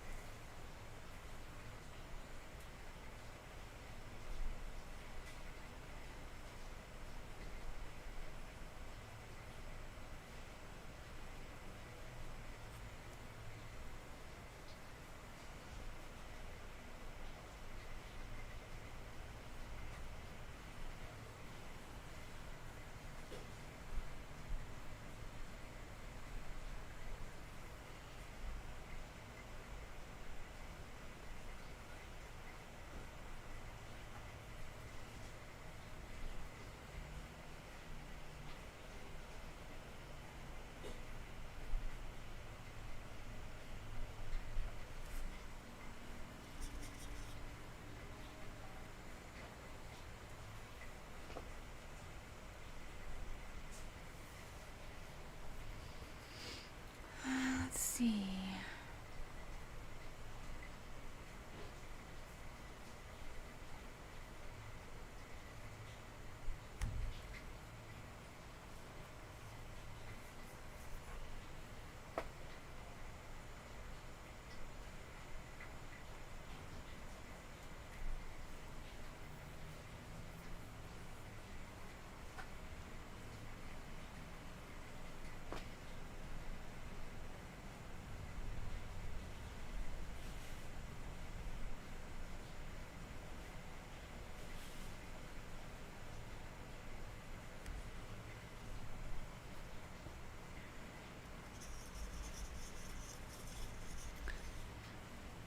If you guys have any questions at all, please feel free to ask them. That's what I'm here for. At this point, it's just kind of the same process. So I'm just adding blues where I think it needs a blue, and then I'm adding green where I want a green.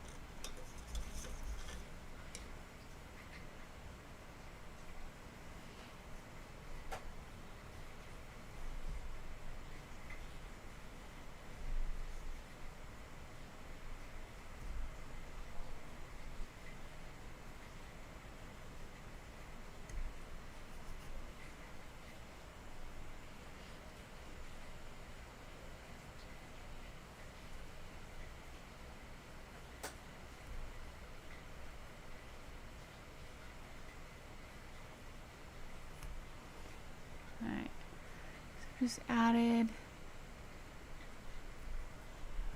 little bits and pieces.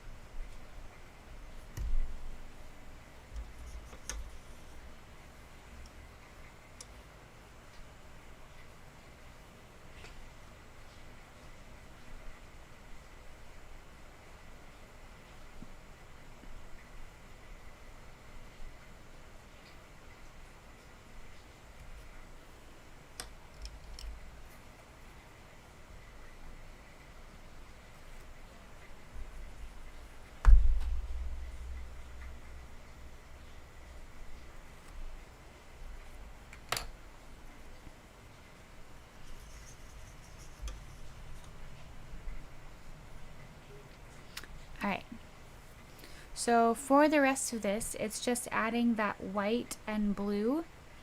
So wherever there's a shadow, you're going to add more of that darker. You can even add like the tiniest bit of black to give it a little bit more of a gray tone.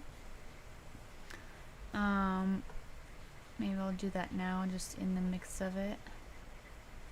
So I have that kind of light blue mixture. Add the tiniest bit of black to just to kind of tone it down a little bit.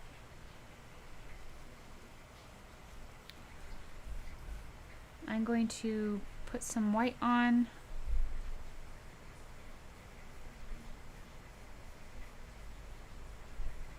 Let's see, we'll put white on here.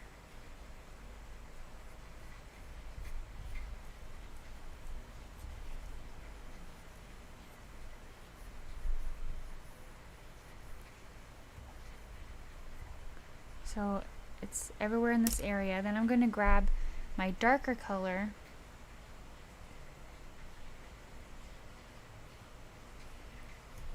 and put in the dark, like the shadows.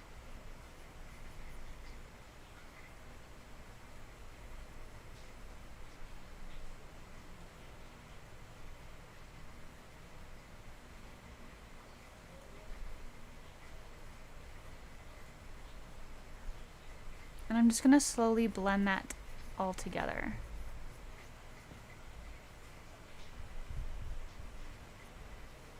And you can go back and forth between a few different brushes if that helps.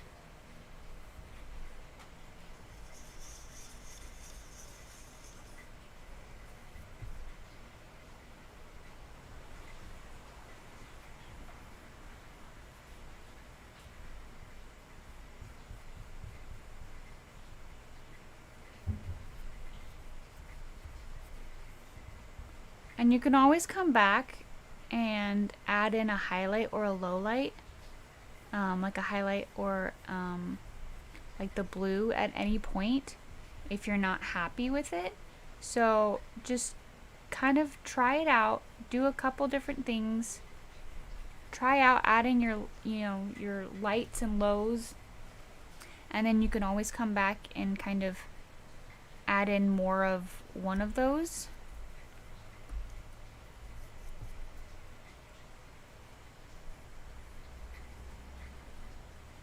So I'm going to come back with a little bit of a highlight at the top of this knee.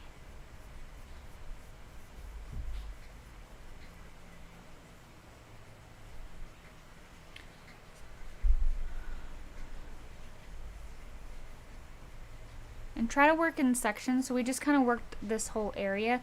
Now I'm going to do kind of leg by leg. I'm going to come in with this white.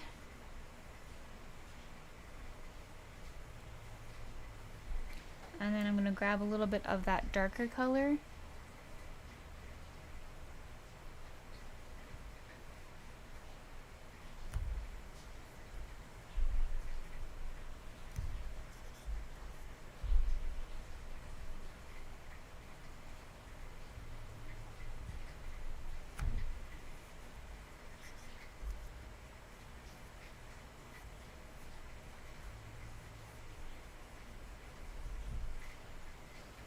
And kind of just work it into the back side. I'm keeping in mind that my light source is coming from the right side. So I'm really trying to keep all of the darkness that I'm putting on the left side of the leg. And then I can come back with some white and put it on there.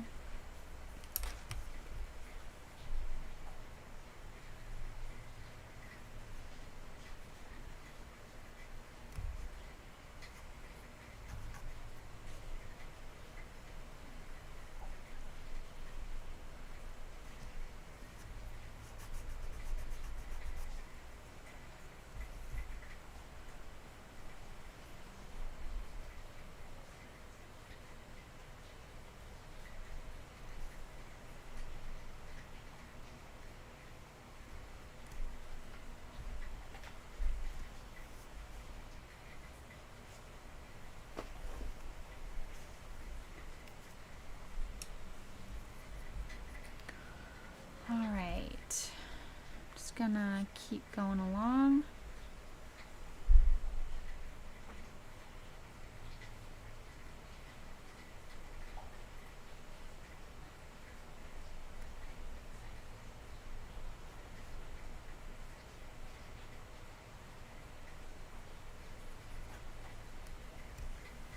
So I put on the dark. Now I'm going to come back with some white and kind of blend that area where they both mix.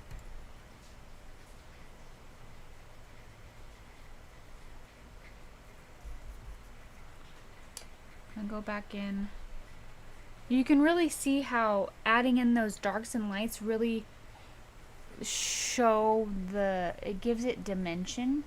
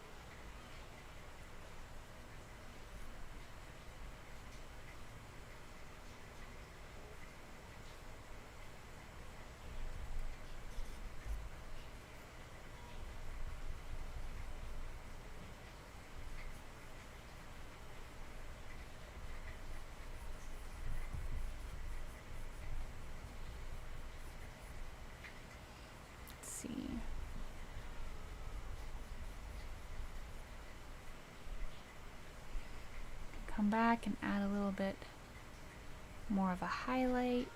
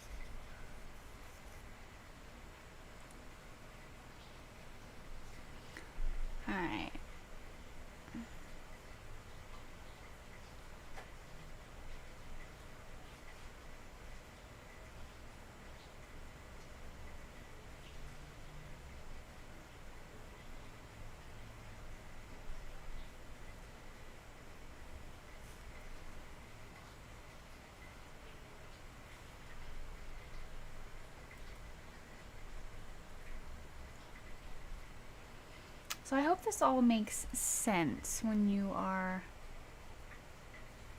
doing this. Light source really plays a lot when it comes to this sort of thing, because the shadows and the highlights create the shape and the depth of the unicorn, the animal in this case.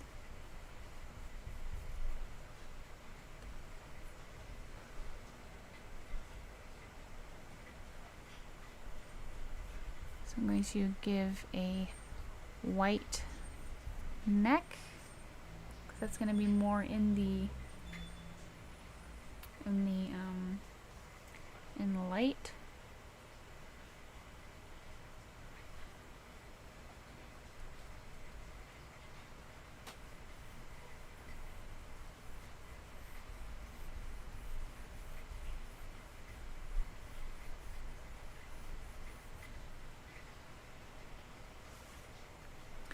Alright, and for the last 10 minutes we get to work on the face. So essentially the same thing. First you're going to get the base of the base colors. So the white, the base shape, that's what I was trying to say.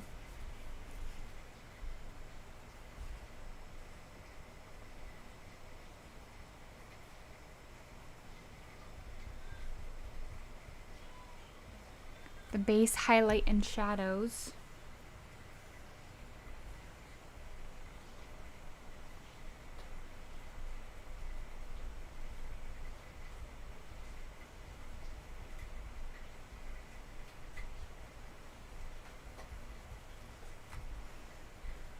As well as the ears.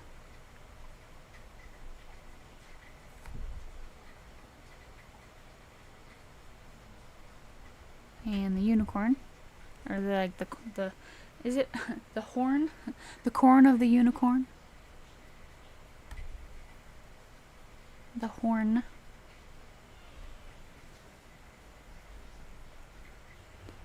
Put a little bit of shadow on the left side.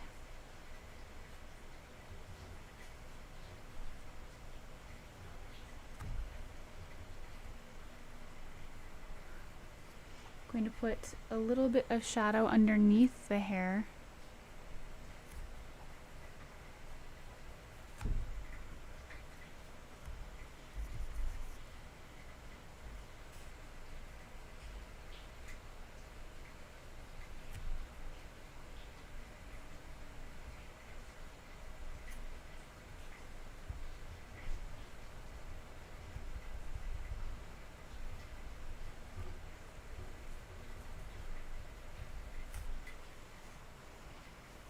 Alright, I'm going to give a little bit more shadow underneath here.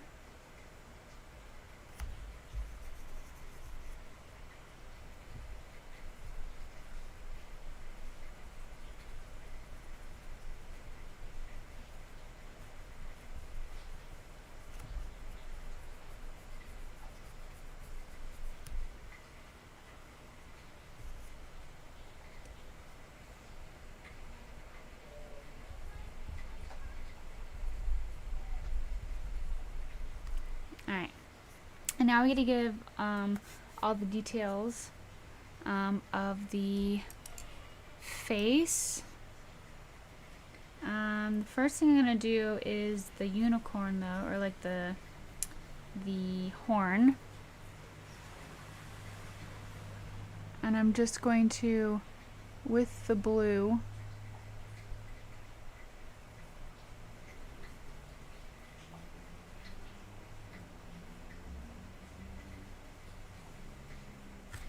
give it like this. Okay, and then I'm gonna go in with white. I'm gonna get the smallest brush that I have so I can be really fine with it. Fine as in detailed.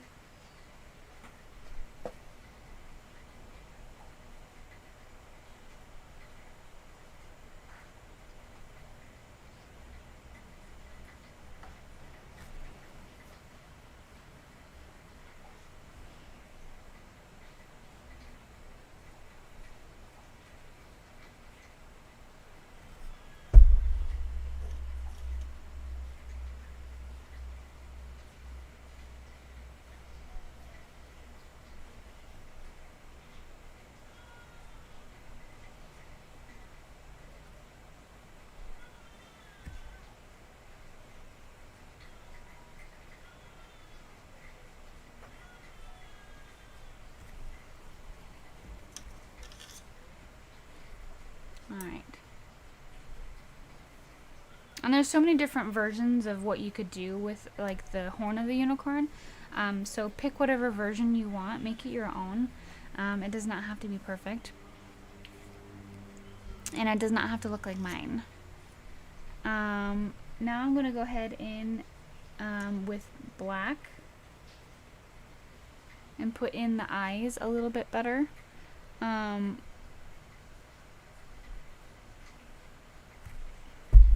I'm going to go like a tad bit more cartoony than how I did the original one and give it a little bit more of like eyelashes and things like that, because I think that would look cute.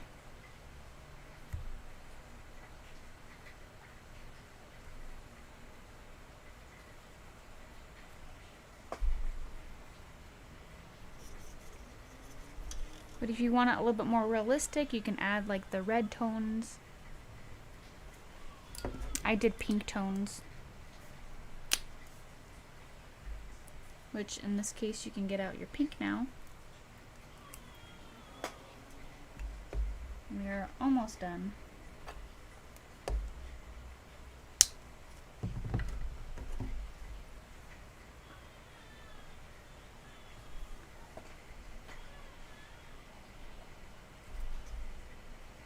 But there's also pink tones in the ear. So you can add those now.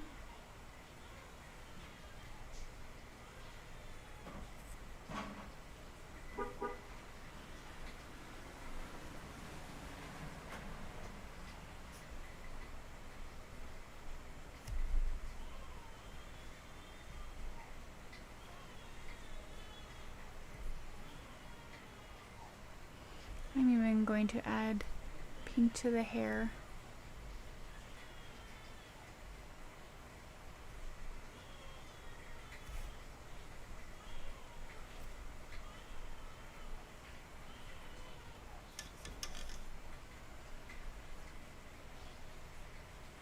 And then you're going to add the nose. The nose has a little bit of like a C. Actually, I think I did the C wrong. I think the C is supposed to come that way.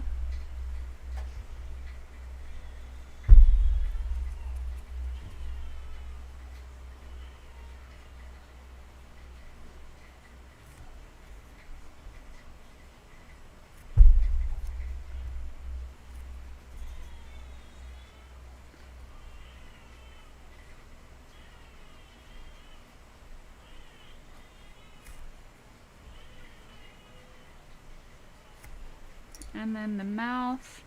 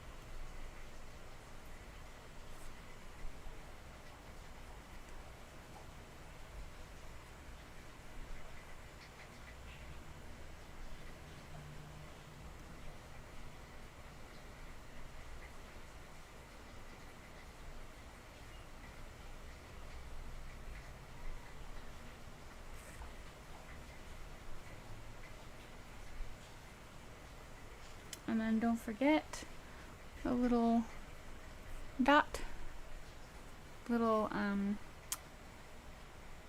the highlight of the eye.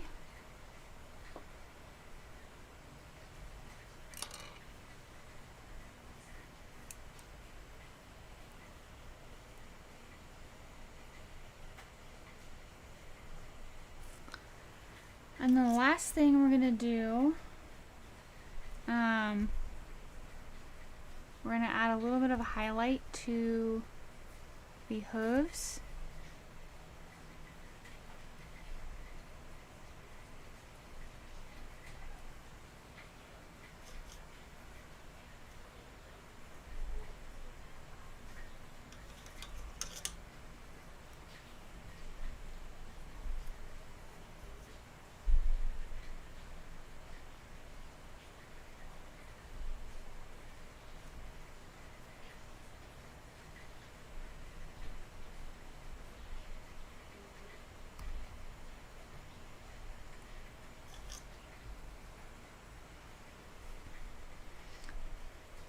as well as a little bit of a low light.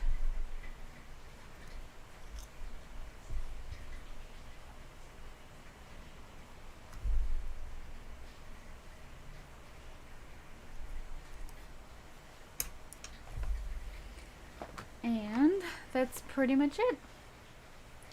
So if you wanted to add the flowers, which I think I will, I'm just going to real quick grab some pink and white, mix that together.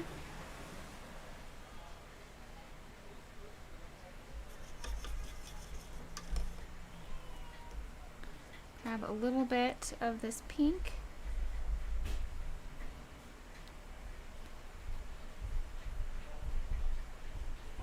And put on some blossoms.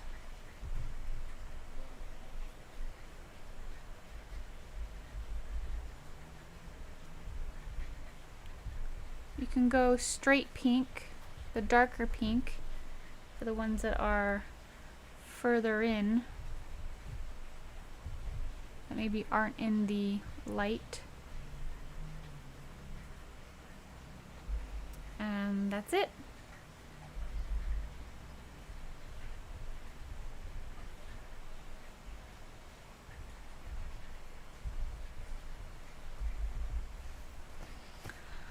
All right. I hope you enjoyed this class. Let me know if this is something that you liked doing. If you are new to the channel, make sure to subscribe. I do classes every other Monday at 4 p.m. Pacific Standard Time, and I'd love to have you again. Just a reminder that all of my tips from tonight are going to, they will be donated.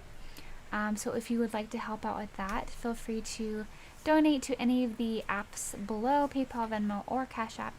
And that's to help support dwarfism, and just, yeah.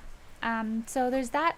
And then if you want more content, I do have a Patreon, so feel free to become a patron of mine and support the channel. And yeah, thank you so much. Don't forget to sign it. And then I also have a Facebook group.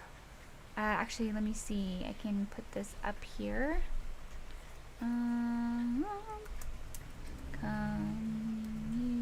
Community.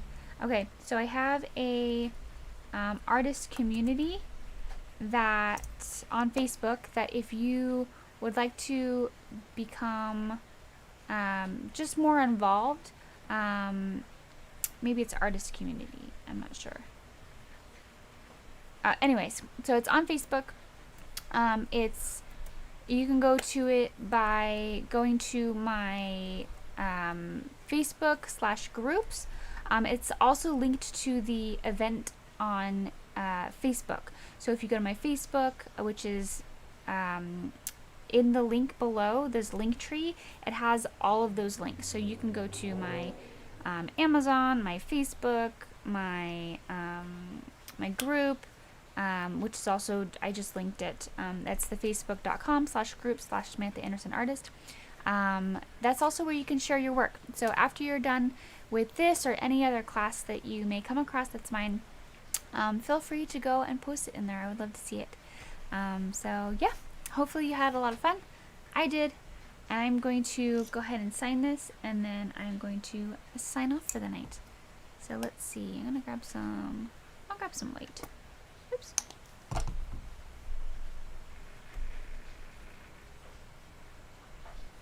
Just grab some white. I'm going to sign it in the same corner that I did the first one.